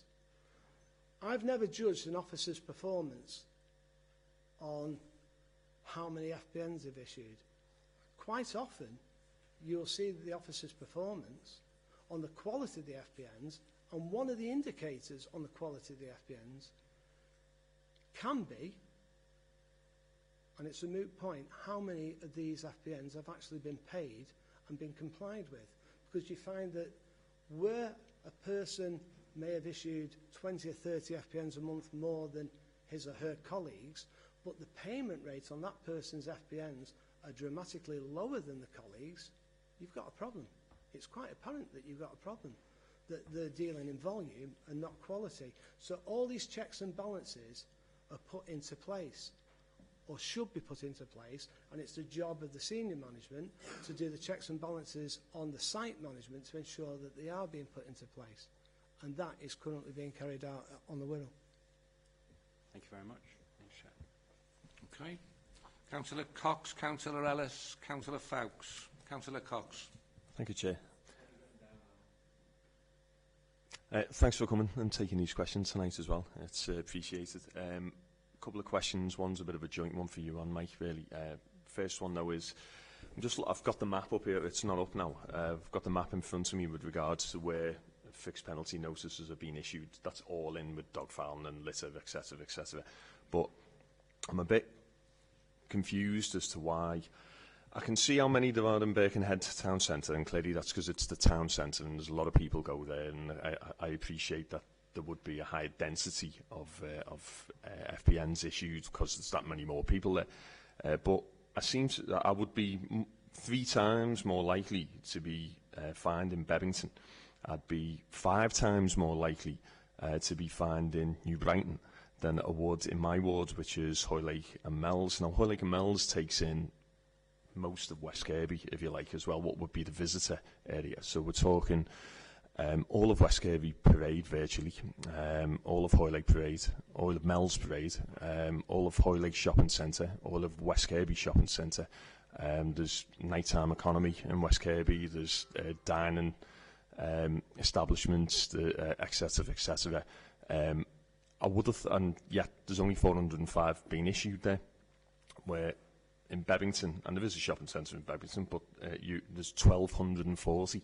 So the question is around resource allocation. What are we using as our method of actually identifying where to actually put the resource? And the second question is around accidental dropping, and you've mentioned it twice yourself. So if an FPM was deemed incorrect, and I think you said by your own admittance that if it was accidental, we shouldn't be fining people for accidentally dropping litter. And Adam's just spoke about training as well. So what are we doing to ensure, and do your officers err on the side of caution, or are we more looking towards a zero tolerance policy which would kind of push them towards fining everyone and then worrying about it later and seeing if we have to rescind it later? So what's the approach there? And this is for Mike really as well. If an FBN is deemed to be inappropriate, is there any clause in the contract? So if there was any fees, be it admin fees or legal fees, that we would end up occurring because it was deemed inappropriate, is there any way of recouping that through the contract, through the actual service provider? Dealing first with the accidental dropping of litter, both during the officer's initial induction and local procedure and enforcement procedure training, this isn't a grey area. It's not to be confused. It's not to be confused with zero tolerance. If someone pulls a handkerchief out of their pocket and in doing so a betting slip drops on the floor that they're unaware of, then this should not be issued with a fixed penalty notice. End of. Will they still be engaged? Quite often they will be engaged and should be engaged and have it pointed out to them, and if they pick it up, that's the end of the conversation. Thank you very much, and we move on. If they then turn around and say, yeah, so what? Then the accidental part of the drop and leave becomes littering. And that's quite clear. Regarding the training, the induction training lasts for 5 days and then goes into a buddying period where the staff work with experienced officers. They're in a 12-week probation period. Anybody who comes to work for us has to be signed off from that probation. Probations are routinely extended if the person isn't up to the mark. It's open to any client or authority.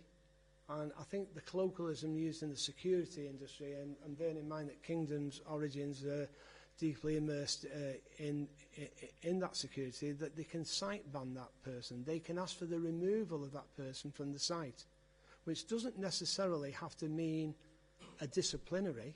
It could mean that they want them removed because they don't believe that they have taken on board the training, that they are below the standard that they would require of an enforcement officer, and this will normally come about as a result of someone issuing inappropriate FPNs.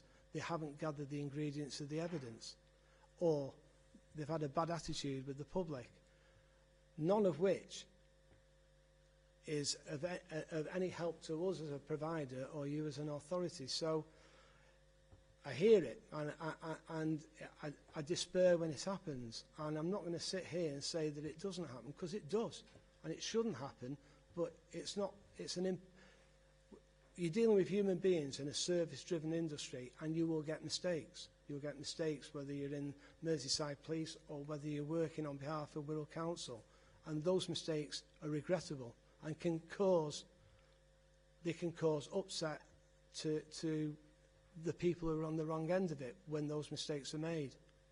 And what we do, and what my philosophy has always been, don't try and bury your mistakes and don't try and cover your mistakes up, but be open and honest and say that. Now, I appreciate there's going to be people here who've got a dim view of Kingdom and the Enforcement Service. I'm speaking for myself here, and I'm speaking for what I cascade down to people who have worked for me for a number of years all over the country on this service. And if it's gone wrong here, and if it's gone wrong in Merseyside, it's gone wrong for a reason, and it needs to be put right. Because we patrol by consent. We patrol by authority of this council and the public on the Wirral. And it's a massive, massive onerous liability of us to get it right. And unfortunately, there's times when we don't.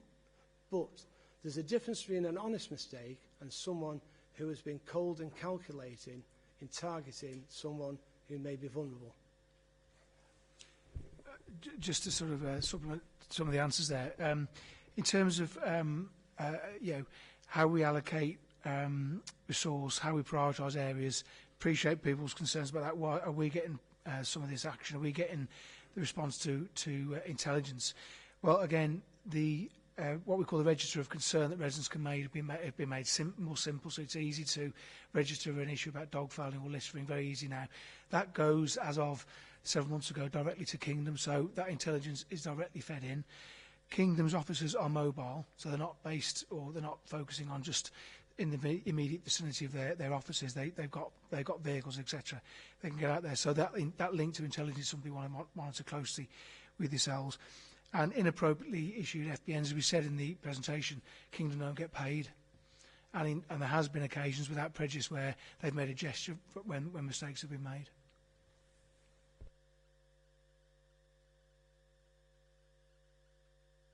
Thank you very much, Tony. Well, I must confess that I'm very unhappy with Kingdom and what it's doing. I think you did an excellent job, and thank you for coming tonight to give your presentation. But I just think that the council is doing the wrong thing in employing people like you to try to catch out our citizens, which is what you're trying to do. I know that you say, I've heard that you say that officers don't have to reach targets. But I know that they do, because we've seen programs on the television about this, and I've spoken to your officers and ex-officers, and we do know whatever you say. I'm sorry, I'm going to have to disagree with you. If you've got an officer that isn't getting enough tickets in, they get hauled over the coals, and if you like, you might call it counselling. But after a while, they will be dismissed or moved on. So first, I just wanted to tell you that I'm very unhappy about your role in the Wirral. I have already proposed, or seconded a proposal that we actually get rid of Kingdom.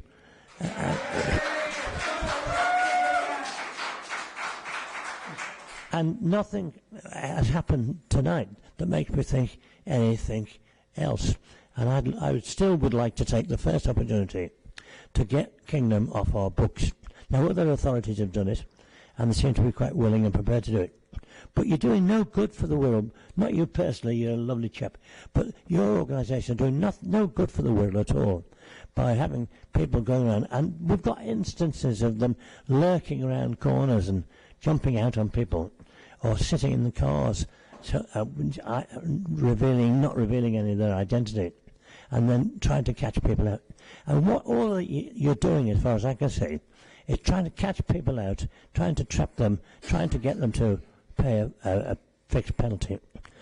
I think it should stop. I think we should, at the next opportunity, follow the examples of other authorities like Liverpool and terminate your contract. Nice.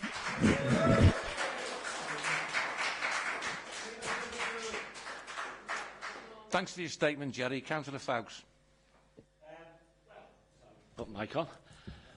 I have to sort of disagree with Gerry, but that's another thing. I think that both presentations have been enlightening. I still think there is concern around the contract, and like any sort of operation, you're only as good as your last mistake or last error, and errors can and will be made in any organisation. I think what we need assurance of is the two issues that have seemed to come up tonight, and it seems that aggravate most people. One is where the officer has not behaved correctly and has, bullied or whatever, some sort of misbehaviour by the officer, and that around the issue of vulnerable people. Now, maybe question and suggestion. My first thing is, how quickly can we resolve those issues where the officer's been accused? Because it must be awful for the employee of yours to be under that cloud. It must be awful for the person who believes they've been mistreated for that not to be resolved pretty quickly. So I don't know what mechanisms we have for quick resolution of that.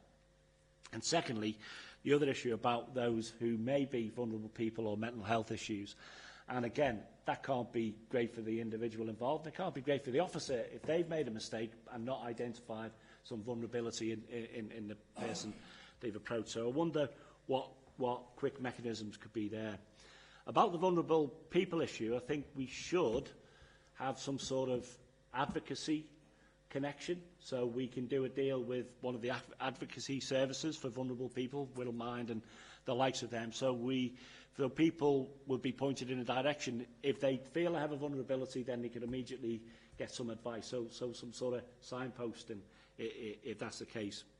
But come back to the original basis of the contract. We have made a decision, and this was a decision made by the Council with all party support about the levels of littering, cigarette butts going down, dog fouling, you name it, littering was going on. It was a decision sort of the Council was led to because of the intolerable levels of litter and that on the street. So we have got a zero tolerance policy, and that is the Council policy at the moment. And people not in this room who may have an axe to grind against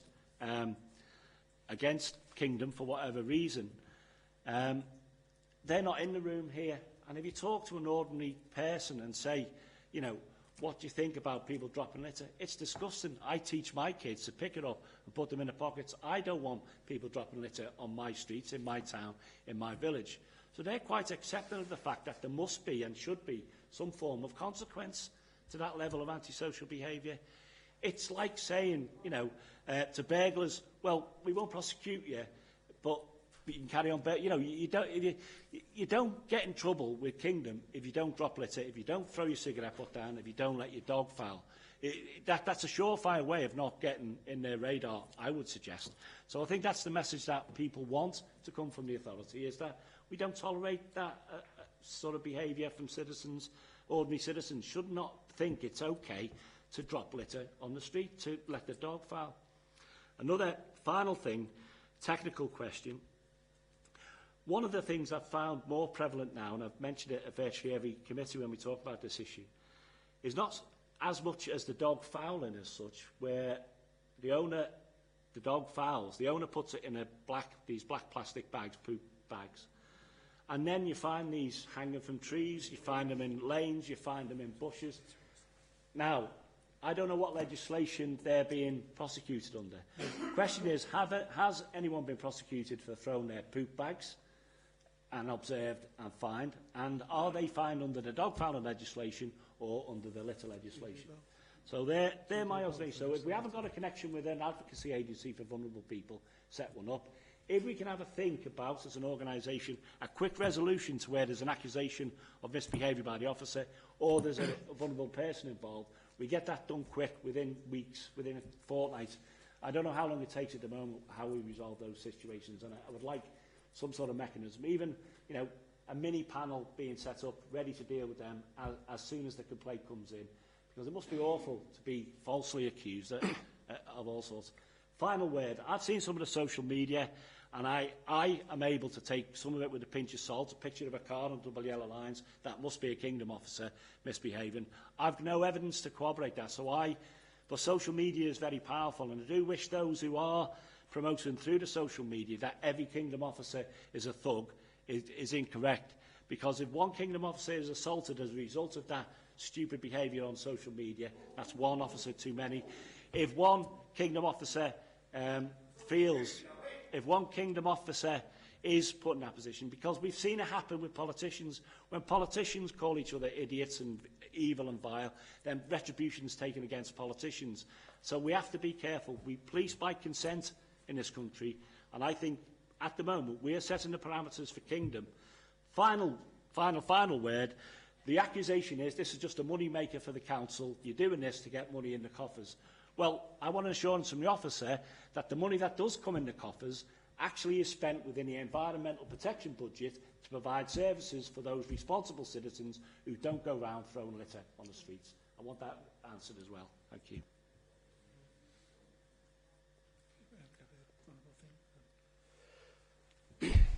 Dealing first in relation to the vulnerable adults or vulnerable persons, part of the specification and part of the terms of engagement has always been set in stone that we would not knowingly or recklessly issue an FPN to any person who had any apparent physical or mental incapacity. And that is set in stone. We have had instances where, I can use an example of perhaps a young person who has been at one end of the spectrum of autism, where it's not been apparent, but it was made apparent to us after the issuance of the FPN by a support worker, by a family member, and it just wasn't apparent at the time. And in every single case that evidence is, or that representation is made, the FPN is voided. There's no enforcement of an FPN against anybody with a mental incapacity or physical incapacity. I take on board what the gentleman over there said, that there may be people who don't have that support, who are not visibly suffering from a vulnerability, but may still be just the same.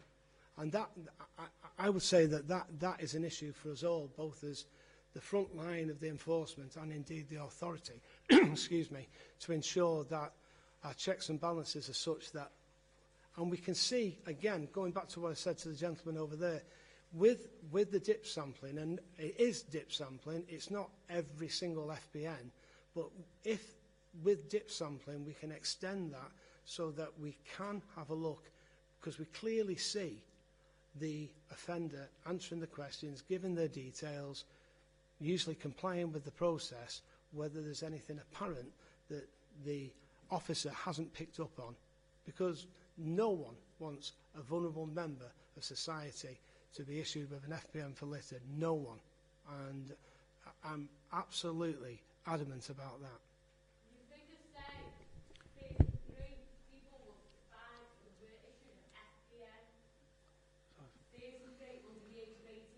Okay. Can you continue asking a question, please? Yeah. So in terms of the issue about dog fouling thrown in a tree or left at the start of a walk with good intentions, that is clearly littering. You know, we'd enforce that through littering. So if you walked off with a good intention about coming back for that bag and you've left it, that is classed as littering. Have we had any prosecutions for that? I'm not sure, but I'd need to look into that. I'm not. We look at that category of littering. I'm not sure, so we'll come back to that. In terms of the income that has been generated through prosecutions, the majority of that money has been reinvested back into environmental services. Not all of it. Some of it is retained by the centre, but obviously there are things like legal services, costs, etc. They're involved in the process. So that there's an element to that, but we've reinvested that back in. There's still money available, and it moves forward into next year, 1920, for all the issues we mentioned before. So all of you involved in identifying grot spots or working with groups through the local, the Love Where You Live campaign, etc. That is directly funded through for that income. Okay, thank you. I've got Councillor... Sorry, Steve. So I think that's an excellent idea, and we'll work with that, and we'll take that away. Sorry, Chair, just to respond on there was a broader point, I think, from Councillor Ellis about the relevance of this contract and how it fits in with the council's overall strategy around attractive local environment. So really, just from a strategic point of view, so members will be aware that over many years here within the council, we've been working really hard to drive up the standards of our local environment. We've been doing that more recently through the Wirral Plan and the Wirral Plan Pledge. If we think about what that journey has looked like, if we go back a good few years ago, that approach was primarily around cleaning up after people. We did that through our contract with Biffa, and the focus was very much all about that operational resource and that reactive resource and actually being there to clean up after people. And I think, as Mike touched on before, we used to spend well over £4.5 million a year on street cleansing going back to about 2013-14. What we've done over the last few years, and it goes back to the question about what Mike meant when he talked about the tools in the box, we now pursue a more sophisticated, multi-pronged approach, and the idea is to have a number of initiatives around education awareness and things like Love Where You Live, and trying to work with people in that educational way to achieve behaviour change. But also at the same time, from an officer point of view, we're clearly of the view that an environmental enforcement contract with an approach like this is a key tool in the box that's necessary. Now, it's difficult to ascertain precisely what effect the various parts of this overall strategy have had, but we know for definite that since 2014, we reduced the street cleansing service by over a third, and we took over £1 million out of that reactive service. And in the meantime, developing our education awareness approaches and with this contract, we haven't seen a deterioration in local environmental quality. We've seen those standards maintained. And as Mike mentioned before, in the last quarter, I think, Mike, we're seeing the highest environmental quality standards that we've had. So I think it's important for the council to take note of that broader context in any decisions that we make going forward. Thank you. Okay, thanks, Mark. I've got Councillor Lewis, Councillor Brame, Councillors Berry. Ian. Thanks, Chair. Mr Fisher, can I start with a really easy one, probably the easiest one you're going to be asked tonight? I wasn't aware what your title was or where you're based. Can you tell us, please? Sorry, I'm the legal director and I'm based at our head office in Haydock. Thanks for that one. Can you tell us, just another one, maybe not so easy, why do you believe Kingdom was struck off by Liverpool, or why you lost the contract with Liverpool? It's not what I believe, it's what I know. There's a clause in the contract, quite clear, that said that the council could terminate the contract for any reason with 60 days' notice. That was the clause that Liverpool chose to use to terminate the contract.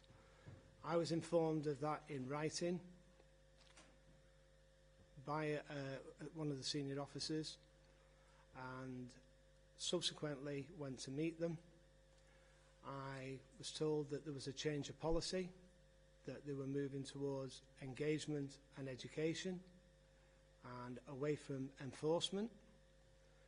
And anybody who knows their way around the contract will know that if we were terminated on service, there would have been a remedial clause for us where we would have had a revocation notice outlining where we were failing, giving us a period of time under the terms of the contract to address those failings, and then terminate us under the terms of the revocation for failing to deliver the service. That clears that one up, I think, from our point of view, because I was interested, like some of my colleagues, as to why you lost the contract with Liverpool. So it wasn't performance, it was a change of policy by Liverpool City Council. to go down the education and the giving people the first opportunity to pick up the litter before issuing the fine. Right. Yes, indeed, and that was the announcement that was made by Liverpool City Council, as opposed to the Mayor. That's fine. Thanks for answering that one. That leads on really to the next question, and the point that you answered, I think, in response to Councillor Muspratt earlier, where you said it wouldn't be financially viable for you to run that sort of contract. For example, in Wirral, where you were giving people the opportunity to pick up the litter before you issued the fine. I think that was the indication that you gave to the committee. Can I ask you, in terms of the business model for the contract with Wirral, how many fines, or an overall income level, how much income do you have to make from fines in Wirral for this particular contract to be viable to Kingdom?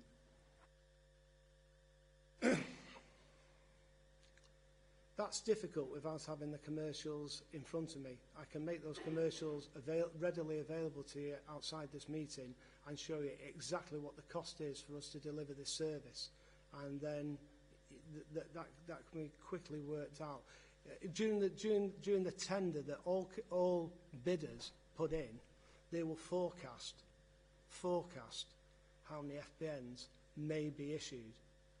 And we will then look at, because some authorities will only commission on the paid FBNs. So then you're looking at what the payment rate is during the previous contract or during a pilot.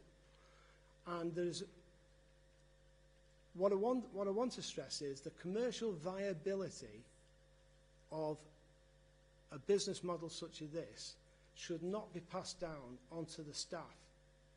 And perhaps from my point of view, I am adamant that this is why you don't, the minute you pass that on to your staff and say, well, if you don't hit 5 a day or 6 a day, the contract will lose money, you've lost, because you've lost on the quality. You've got to keep the quality and monitor the figures, and you can have those discussions as you're going along with the contract meetings and the monthly and quarterly contract meetings. It's quite apparent, I'm quite aware, since this new contract started in August, where we are financially with it. That's fine. I accept the point that you've given us. But in terms of the viability of the contract, how many staff do you employ? How many enforcement officers do you employ? On this contract, 10, including the team manager and the team leader. Right, okay, so presumably... 11, including the site-based administrator. Right, so those 11 staff, the cost of those 11 staff to you as an employer will have contributed towards your tender for this contract to Wirral, because you will have seen, can we make enough money to cover those overheads and some extra? That's how it would have worked. It's not just the staff, if only it were. It's the body-worn cameras I've displayed. But the staffing is your biggest expense? Absolutely, yeah. Okay, staff and equipment, yeah. Okay, fine. Can I ask you another point then, in terms of nothing to do with the business model? Were you, Kingdom, consulted by the council over the proposals for a PSPO? Did the council approach you and say, do you think we should have a PSPO in Wirral, or was it your idea to go to the council and say, can we have a PSPO to improve the number of fines that we issue for dog fouling? Where did the idea come from?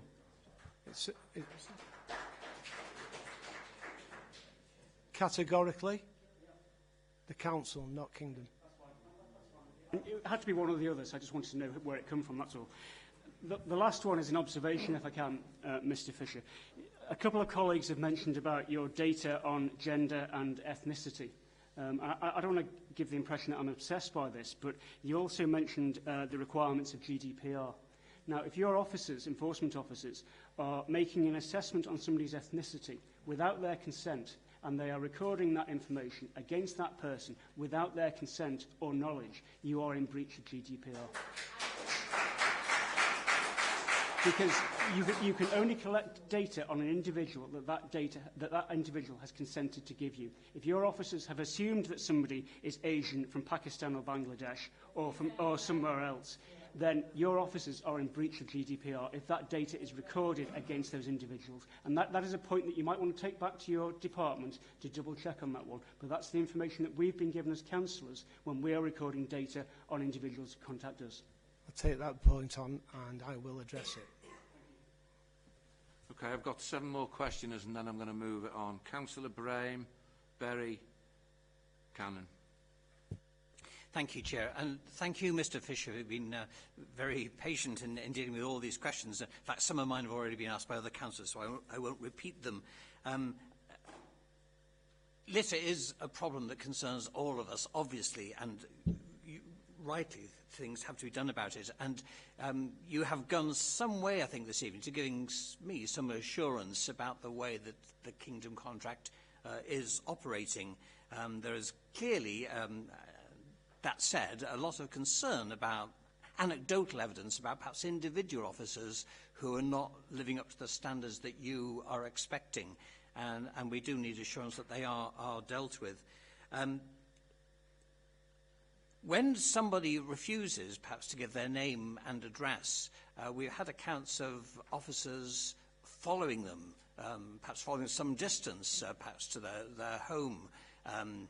Now, this to me would seem like harassment or bullying, and I know it's difficult if people aren't cooperative with your officers, but you know, perhaps if you've got a woman being pursued by a male officer, it is intimidating and inappropriate, and I would hope you can give an assurance that that would not be tolerated.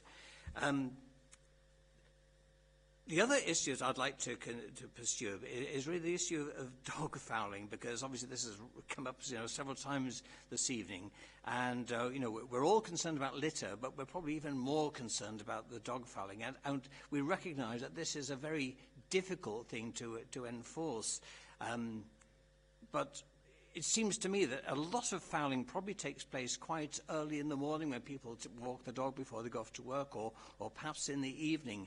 And are your teams out at those sort of hours when they're most likely to catch people exercising their dogs?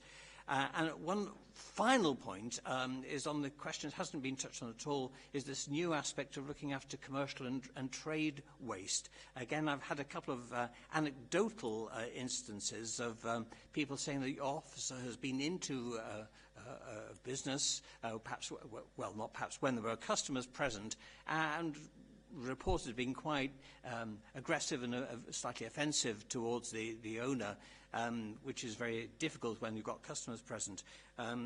So we'd just like some assurance that people are respecting the people that they are questioning, and that things are kept on a civil and courteous basis.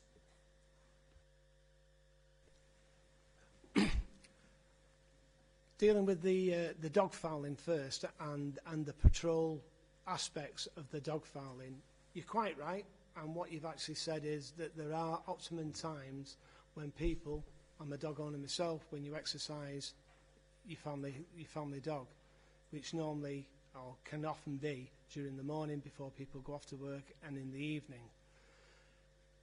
Absolutely, it has always been, particularly when I was more hands-on and running the division, which I haven't been, as I say, for some time, that we had patrols out, and this is why when we contract our staff, we tell them that they're likely to be out between 7 in the morning and 7 at night, and there may be ad hoc nighttime economy shifts. But all our staff have been flexible in terms of going out before that, if required. And if the intelligence case suggests it, and quite often that intelligence, and it's quite a sort of broad term intelligence, that information comes from the community. And it comes from the community who come out and find dog excrement at the top of the drive, in their gardens, on the street. And it wasn't there when they went to bed at 11 o'clock, and they've come out at 7 and it's there, indicating there's a problem in that street. I think everybody's just got to get their head around the fact that you can deploy staff following any intelligence case to confirm or disprove that information, and what can't speak can't lie in relation to the dog excrement, but actually catching that person is another, it's a timely, time-consuming and costly business to do that. And I'm not making this as a suggestion for this committee, but we've run on this type of business model, but still varied that business model to put dedicated patrols where it's warranted it, 1 week in a month, sometimes 2 weeks in a month, where we cover cost on an hourly rate for our staff, so we're not being paid by a percentage of the FPN, but you've got a resource dedicated out there, so it's commercially viable for us to deliver, and it gives a dedicated patrol. What we are endeavouring to do on the Wirral is cover all the costs of the deployment of this staff to cover both the litter and the dog fouling. And it's quite obvious to me that there's occasions when we fail to do so, and we need to put more resource, certainly over the last 3-4 months of this new contract, back into dog fouling. But also, to make it effective, we need the information to come in so that we're not just going out and putting our finger in there and turning left or right. We're actually going to the areas where we know the offending is being committed and targeting those areas. And we really need the authority and members of the community for that, otherwise it's a pointless exercise. So, it's about pursuing refusing to give name. Yes, touching on that one, categorically agree with you. I don't want officers pursuing people through the streets, and I'll say this now, and so it's quite clear, I don't want them pursuing people through the streets, and particularly you've touched on vulnerable and females who might get frightened and scared and intimidated by that. I would ask you to give some balance that an officer will try to ascertain the identity or even residence of that offender who has quite categorically committed an offence under Section 88 of the Environmental Protection Act, but by failing to provide details on request of an authorised officer for committing an offence under Section 87.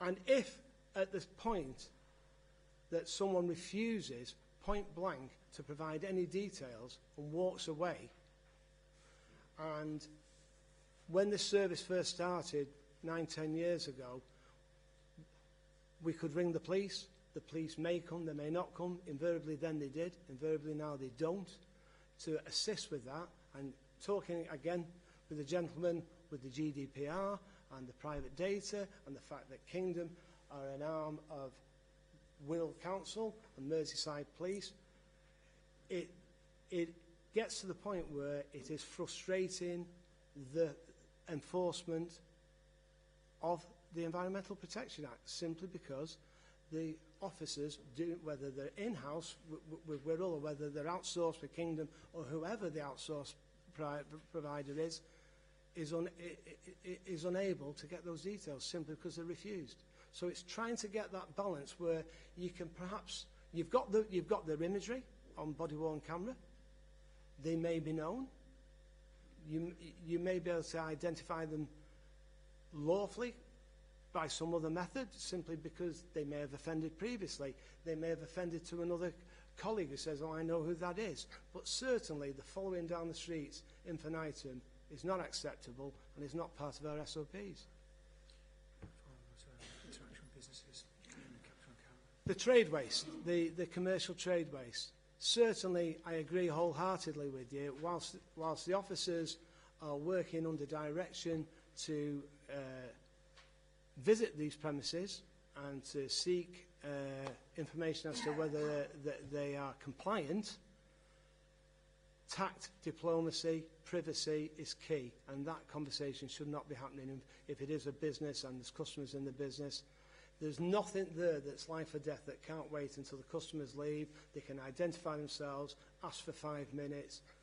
It's common sense, it's having a pragmatic attitude, and it's not doing that that brings us into disrepute. Okay, Bruce, Kate, and then Joe. Thank you, Chair.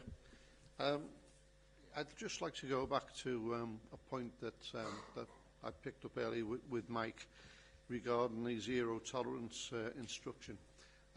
Obviously, Kingdom have entered into to a contract with Wirral Council based on a zero tolerance instruction. Now, I think you said earlier that you have contracts with 35 other authorities. Obviously, not every one of them, I would presume, is based on a zero tolerance instruction. Now, it seems to me that possibly Kingdom are getting a lot of bad press, but it might well be to do with the contract that you've entered into, which is what Wirral Borough Council has asked you to do.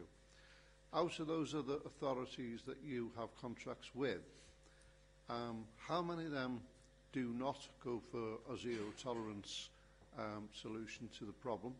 And the ones that don't, how does that stack up in as much as far as your job is concerned and the amount of fixed penalty notices that you can deliver?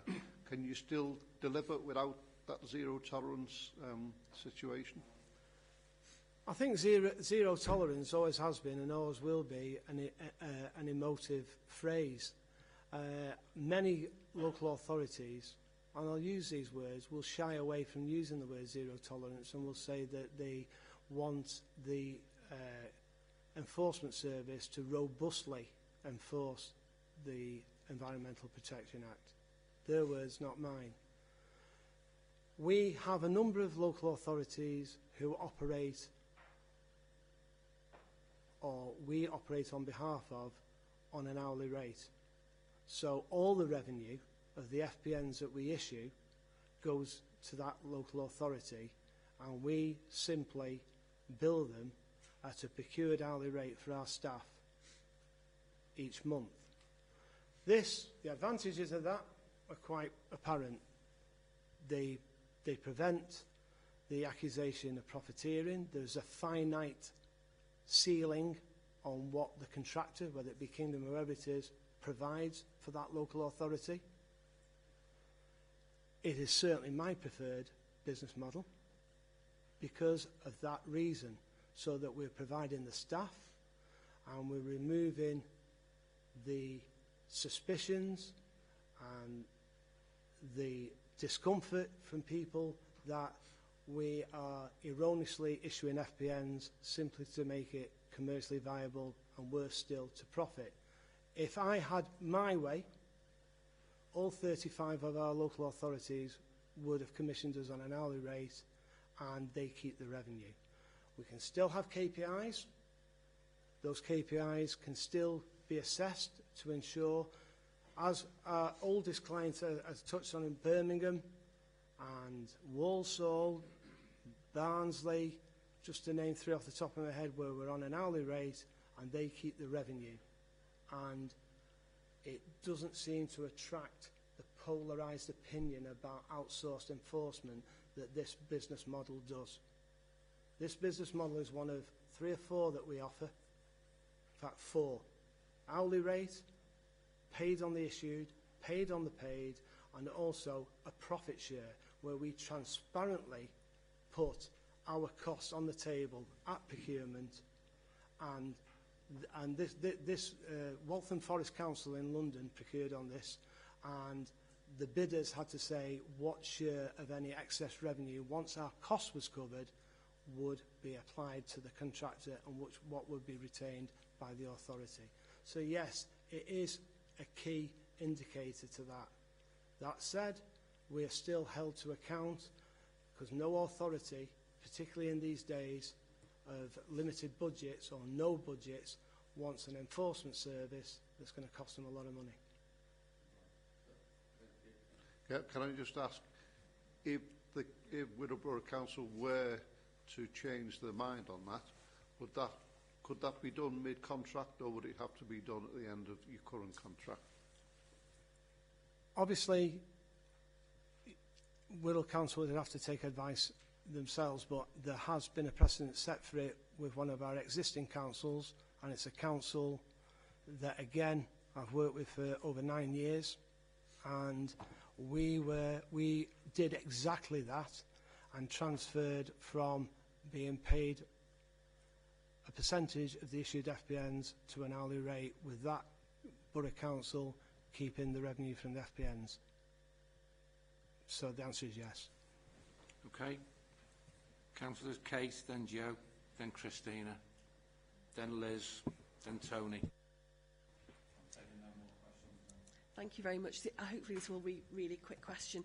I said that you're going to provide us with a training model, which is absolutely wonderful. And just to just reassure ourselves for our vulnerable residents, I'm assuming that training module will have within that a safeguarding module, and that you have a way of obviously training your officers, providing safeguarding information, and then obviously recording it and having some sort of monitoring and Q&A for that, obviously to give them all of the best advice that you can.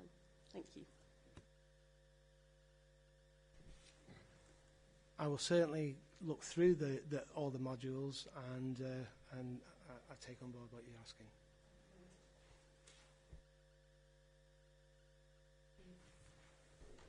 Thanks very much. I've listened and read a lot throughout this evening, and I'm getting more and more concerned.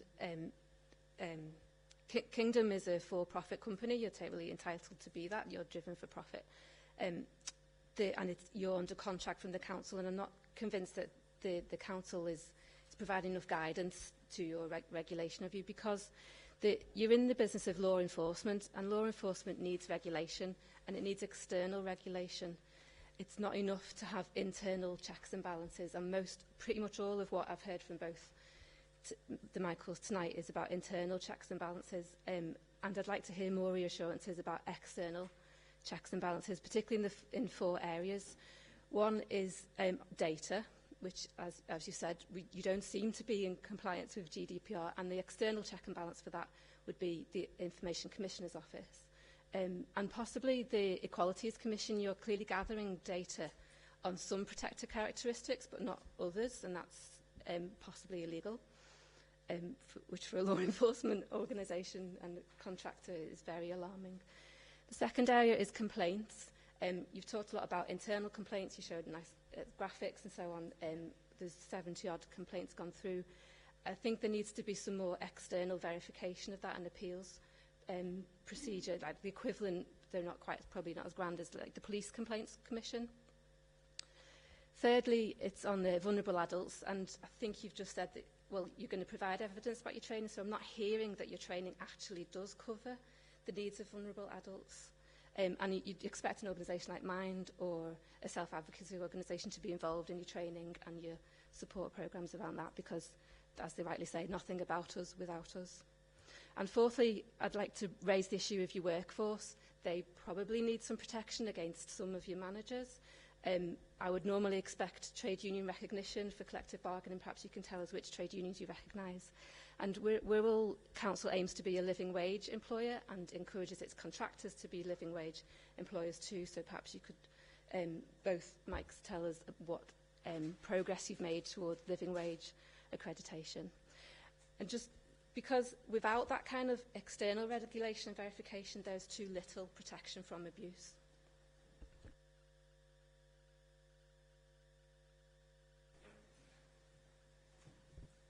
Just through you, Chair, just as Councillor Bird's raising a number of issues there around how we regulate and monitor activity within the council. Just a thought, really. So members will be aware that within the council we have an audit section. We have an internal audit function. So it's common and good practice that where we have areas of the business that are either deemed to be of political or public interest or of risk or of interest, as officers, we do reserve the right to invite our audit section in to come in and actually review areas of business. I know that last year, Mike, you invited audit in to look at the BIFA contract and how that was working, after various questions around that contract. So just a thought, really, that's something that we could do in this area if it was seen to be appropriate, for if members think that would be a good idea. Thank you. Regarding the standards, what I am able to say to you is that we have led the way in asking the BSI to form a committee to drive through a set of external standards for enforcement officers similar to those which are currently applied to parking enforcement and other areas of enforcement. We were mindful of the fact that obviously the concerns that you have and that others have that we're self-regulating and even self-regulating with our local authority partners wasn't enough. Part of those standards, and I'm going to sit on that committee, and it will certainly be by no means I will just be a part of it, and there will be people on that committee who will be from private sector and outside local authorities. So and one of the proposals on the draft set of standards will be that we are subjected to external audit of the delivery of our service. Certainly in relation to the ICO, we have already sought advice on a number of occasions, and I've taken on board exactly what's been said to me this evening. There will have been no intentional breach of GDPR. If it has been, or if it's in danger of being, it will be addressed. I'm meeting our data protection officer in the morning. I meet him on a weekly basis. Your comments will be passed on to him and will be addressed. You can be assured of that. Union recognition. Kingdom do not readily. In fact, I'm going to correct myself now. Rather than get this wrong, I will reply to you outside this meeting. Then I get it exactly right. The living wage. Again, if we look at all our staff, are we talking about Kingdom as an organisation or the enforcement division of Kingdom? Where it's for the contractors on the Wirral in particular. The contractors on the Wirral are all paid above the living wage. So the living wage being £9 per hour? Yes. Right. Yes. More than yes. The basic hourly rate is above £9 an hour. Absolutely. Okay. Christina, then Liz, then Tony.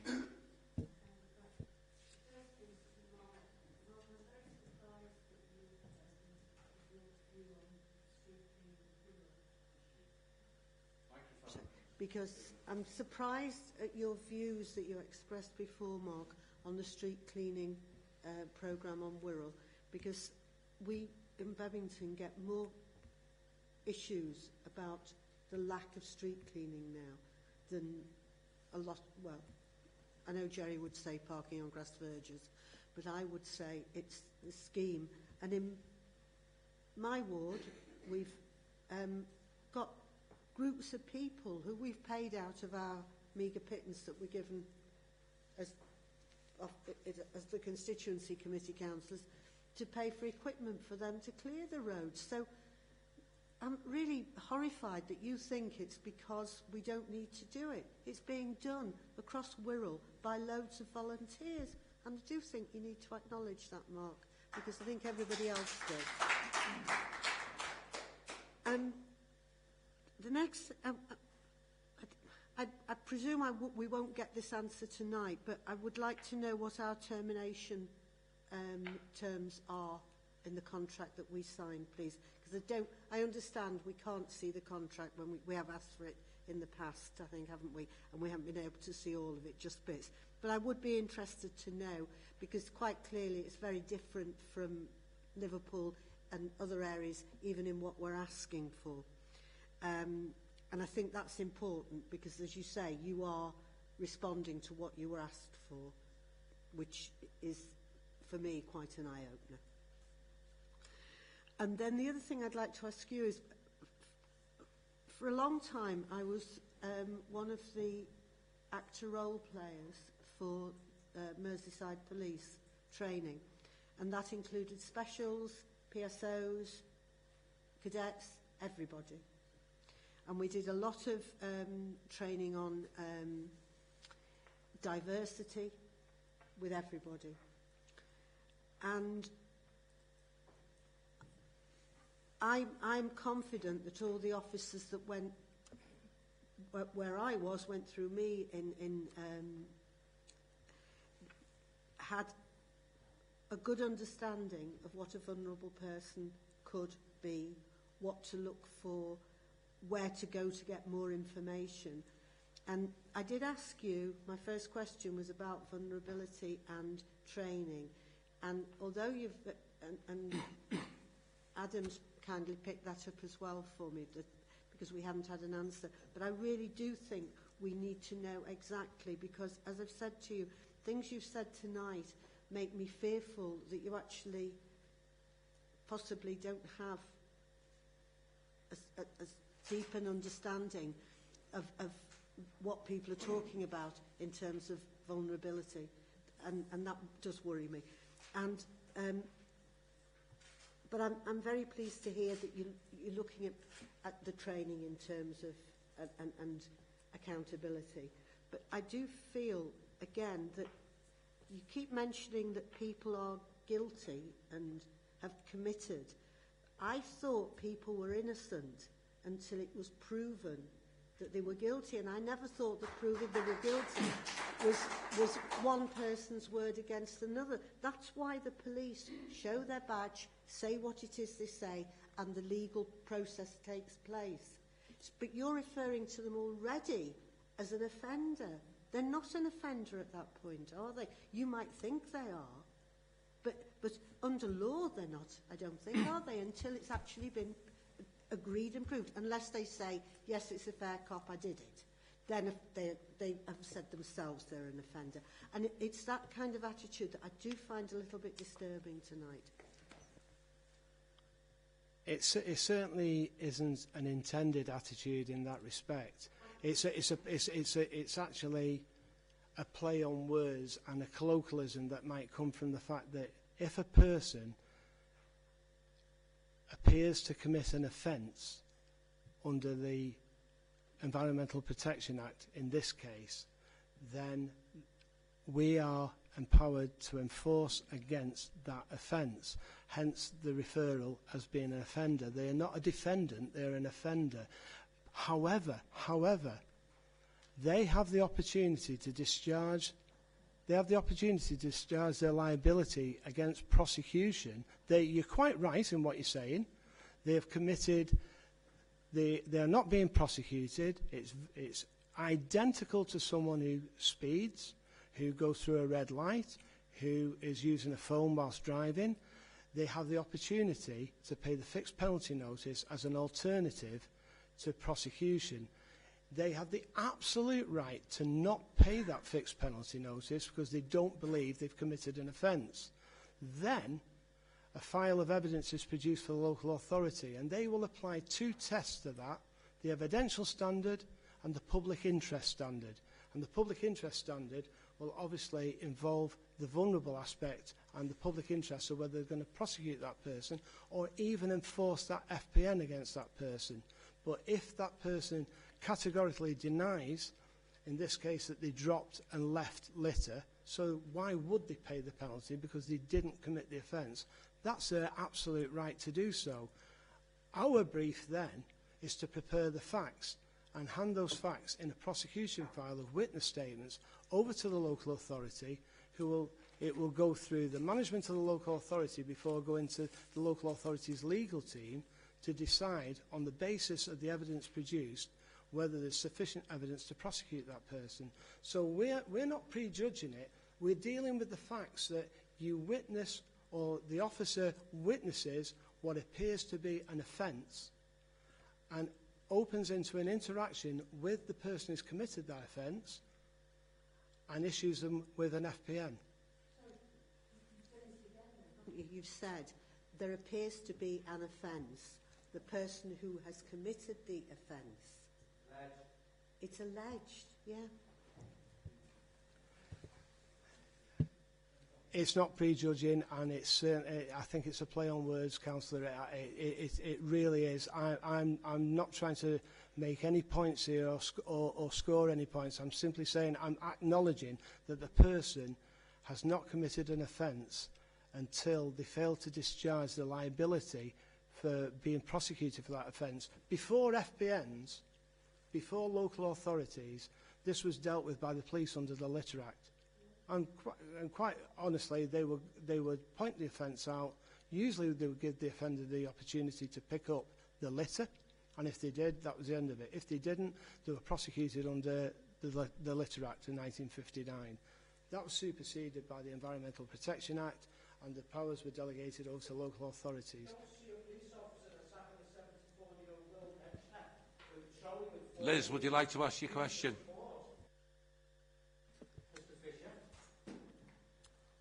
Thank you. I apologise. Excuse me. Thank you. Carry on, Liz. Thank you. Can I apologise if I missed this earlier, but I just want to clarify something. Can I ask how many days a year you are contracted to work in Wirral? Thank you. Sorry, we are contracted to work 7 days a week. So we put patrols out 7 days a week, other than bank holidays, Christmas Day, Boxing Day and New Year's Day. But can I just clarify that you don't have weeks at a time when you're non-operational? That you don't have weeks at a time when you're non-operational? No. It's just the data on slide 20, the data does look like you're non-operational for more than 2 weeks. Is that just one officer or is that Kingdom generally? It's this, that's the slide with the black rectangle. Which one is that? I'm trying to find slide 20, I know. Sorry. Which one is she meaning?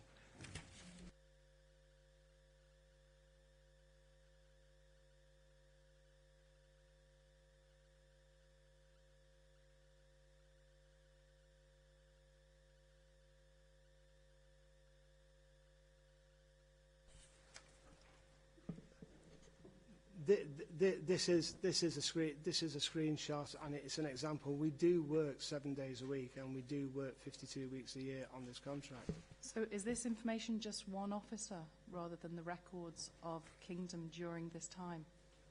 I couldn't tell you. I'd have to get back to you on that one. I couldn't tell you. I'd be grateful if you could get back to me about that. Thank you. Yeah. Thanks. Okay, Tony, final question.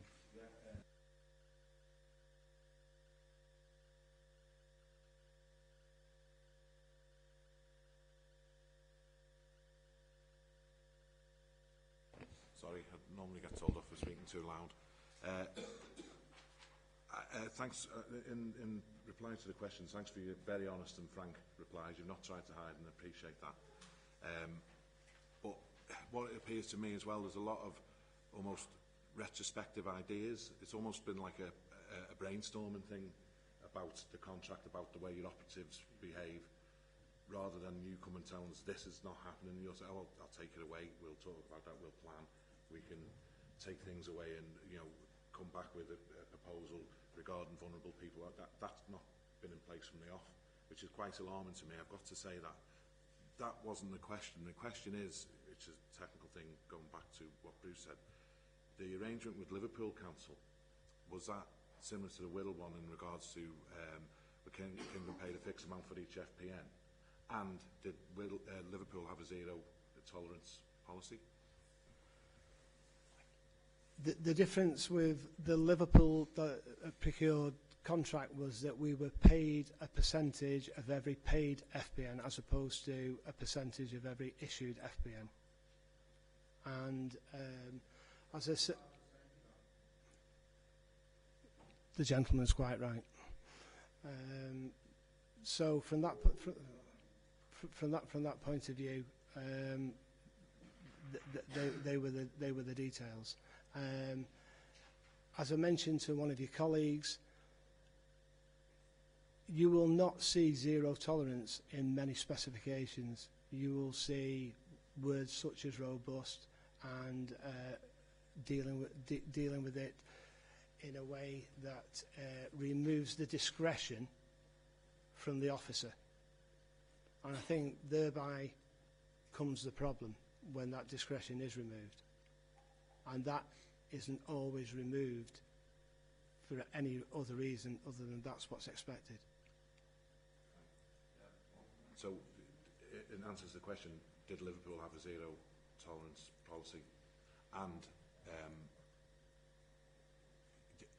to be fair, and I've got to be fair, the difference in the payment structure might have an effect on how Liverpool or why Liverpool withdrew the contract. So I've got to say that for everyone, you know, that's how I see that. So it might have had an effect in their policy change. But did they have a zero? The word zero tolerance were never said to me during the time that I had any dealings with that contract. However, when we first ran an unprocured pilot for Liverpool, we started off with agreed terms that we would be paid a percentage of every issued FBN, and halfway through the pilot, this was before procurement, this is back in 2015, at their request that was changed to them as receiving a percentage of the paid FBNs. So that removed any financial risk whatsoever from Liverpool City Council in terms of they weren't paying us on the issued, they were paying us on the paid. Okay, can I thank the two mics for the presentations, and can I thank you for taking the questions? Can I thank everyone for their contributions? And can I just, in conclusion, ask that we're happy to note the verbal presentation? Yep. Everyone happy?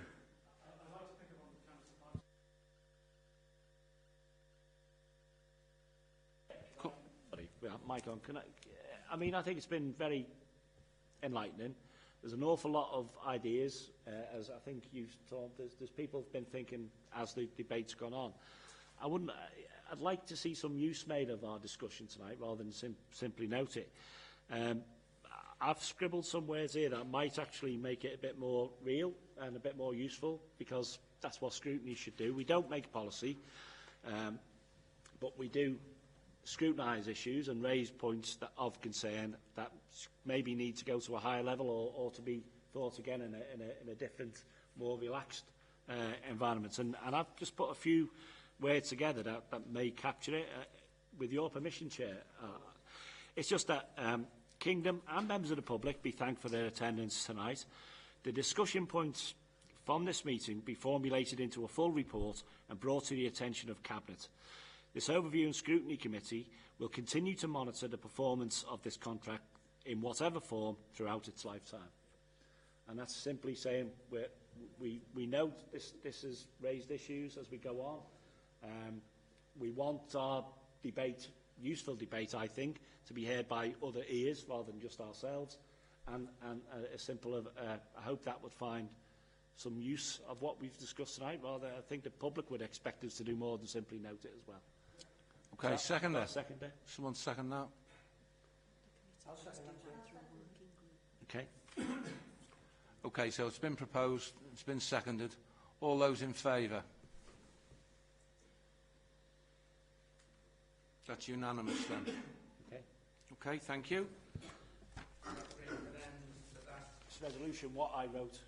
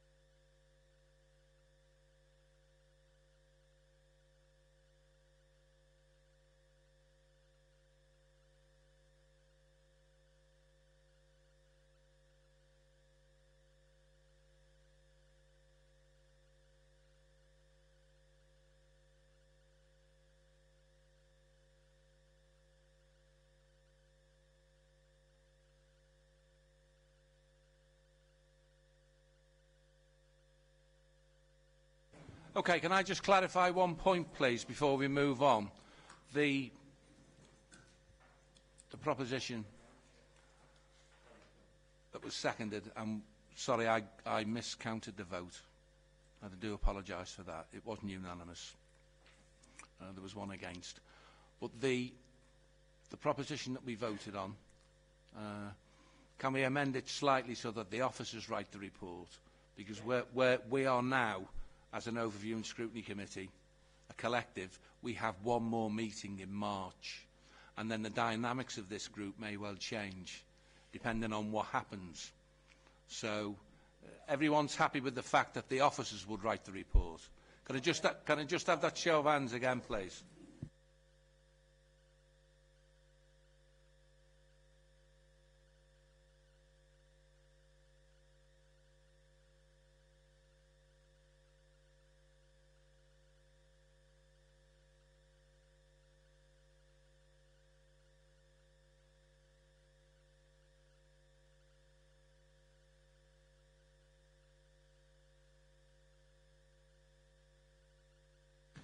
Okay, you should all have the budget proposals that came out of the 2 budget workshops that we had. Has everyone had an opportunity to read them?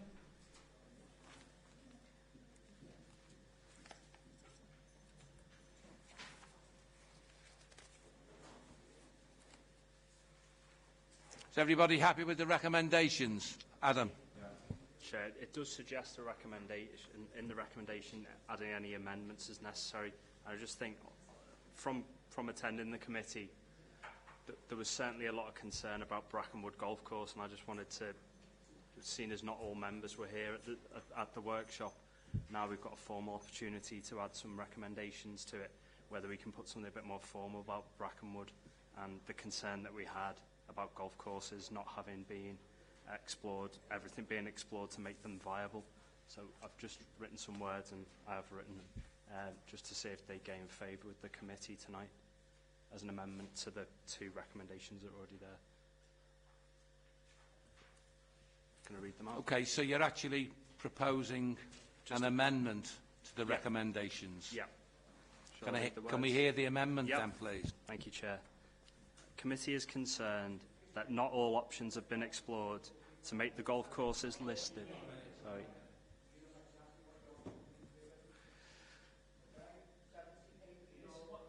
Yeah, well, that's not on. No. Was he being harassed? Yeah, he's being followed by a guy with an iPad.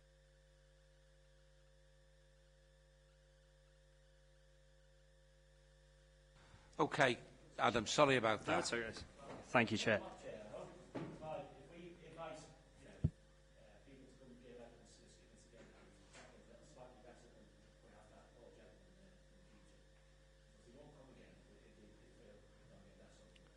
No, you're quite right. We did make provision tonight. We actually had 4 community patrol available, 2 on the building and 2 outside the building. To my knowledge, they're still available. So,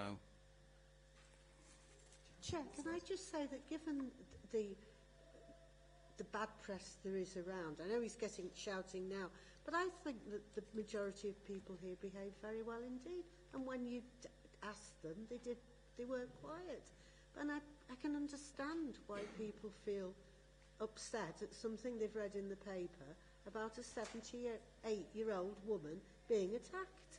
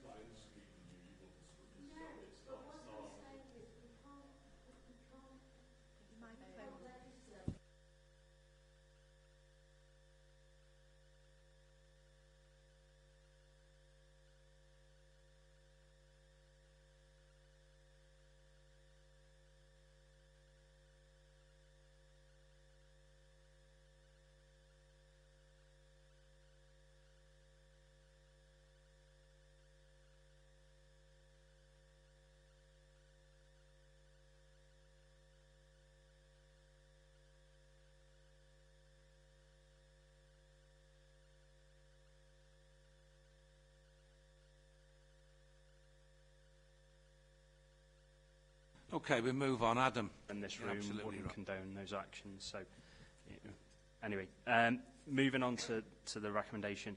Committee is concerned that not all options have been explored to make the golf courses listed in this proposal viable.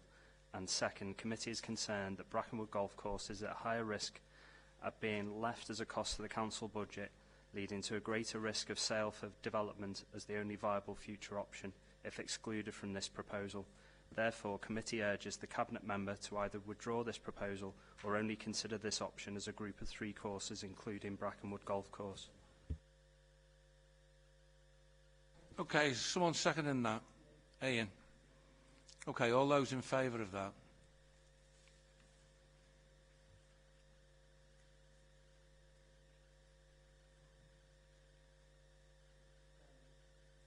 All those against?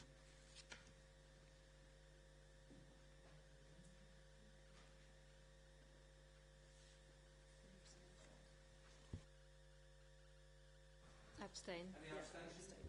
Any abstentions? 2 abstentions.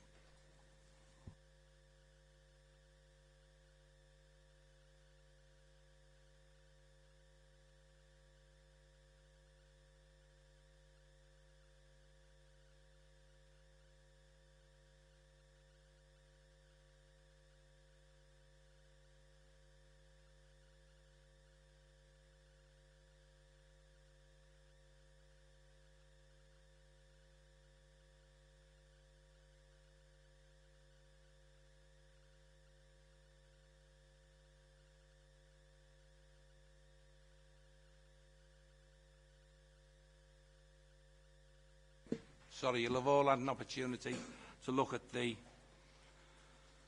additional agenda items that could be scheduled in our work programme.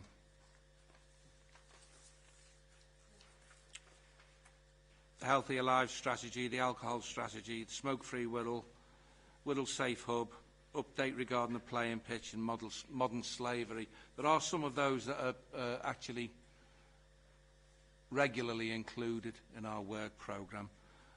Given the fact that the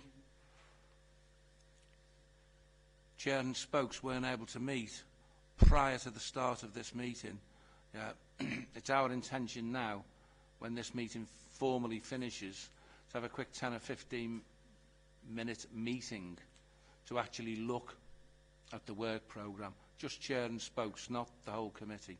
So would committee members be happy with that we actually look at the work programme and include items for the March agenda, bearing in mind we have to have our next meeting in March because of the requirements of PERDA. Is everyone happy with that? Can I have a show of hands on that, please?